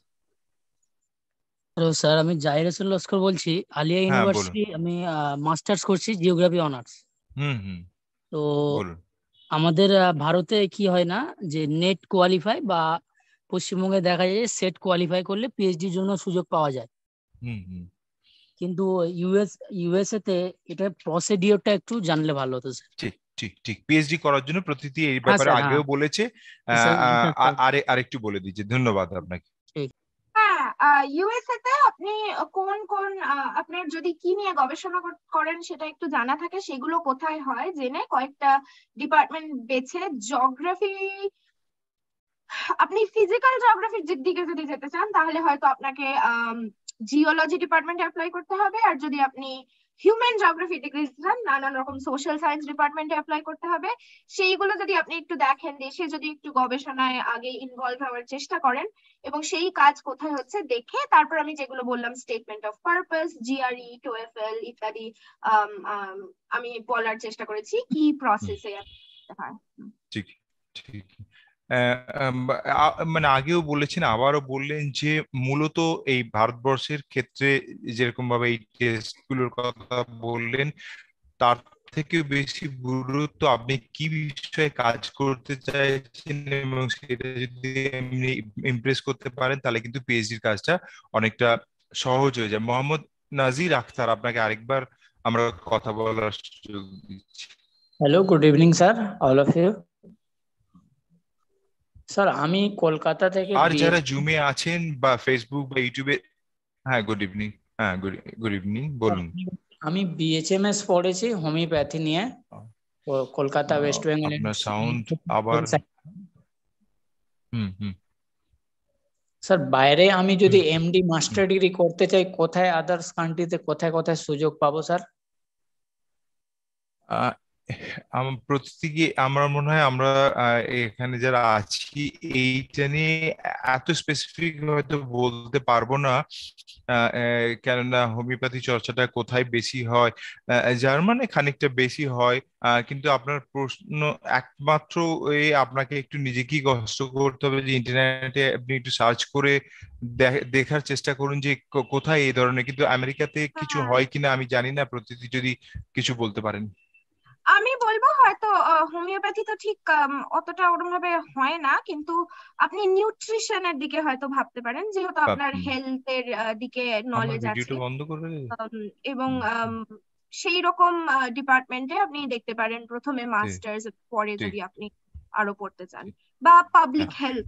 হ্যাঁ, পাবলিক হেলথ খুবই জনপ্রিয় একটা সাবজেক্ট। আমরা এইটা আপনারা একটু সার্চ করলে, কেননা আমরা এই 1.5 ঘন্টা 2 ঘন্টার প্রোগ্রামে সবকিছুর হয়তো উত্তর আমরা খানিকটা ধারণা দেবার চেষ্টা করছি যে কি কি ধরনের, তবে আপনার একটা সিম্পল সার্চ যে কোন বিষয়ে পড়বেন সবচেয়ে জনপ্রিয়, যেমন এই ডেটা সায়েন্স নিয়ে আমরা এইটা টপ 10 এর মধ্যে আজকাল আছে। জিওগ্রাফি নিয়ে যিনি বললেন, জিওগ্রাফি স্পেশালি যারা ক্লাইমেট চেঞ্জ বা এই সব নিয়ে কাজ করতে চান তাদের কিন্তু গবেষণার সুযোগ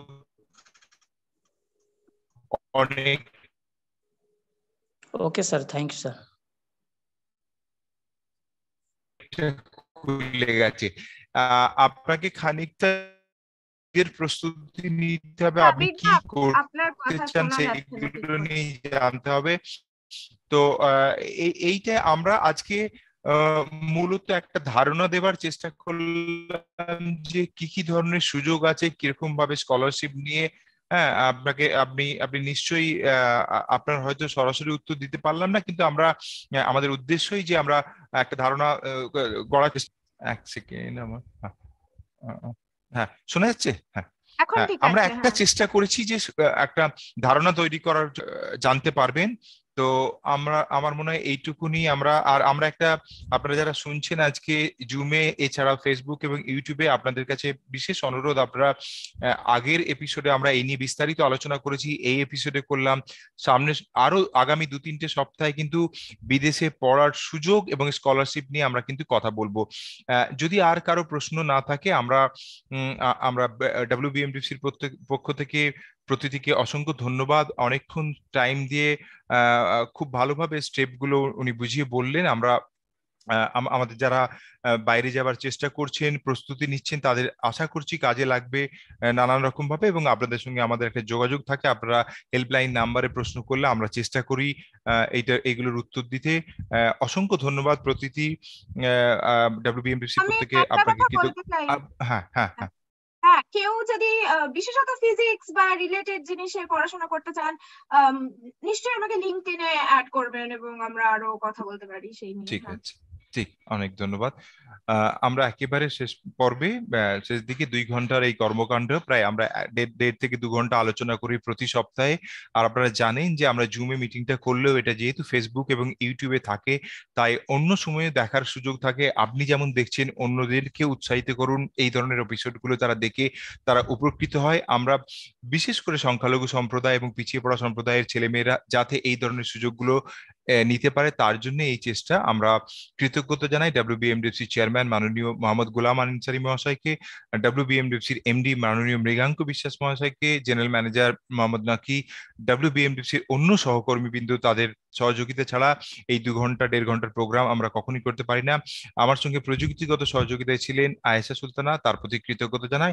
এই বলে আজকে আমরা এই অনুষ্ঠানে শেষ করছি। শুভরাত্রি। সাবির আহমেদ, ধন্যবাদ। Thank you Pratik, thank you.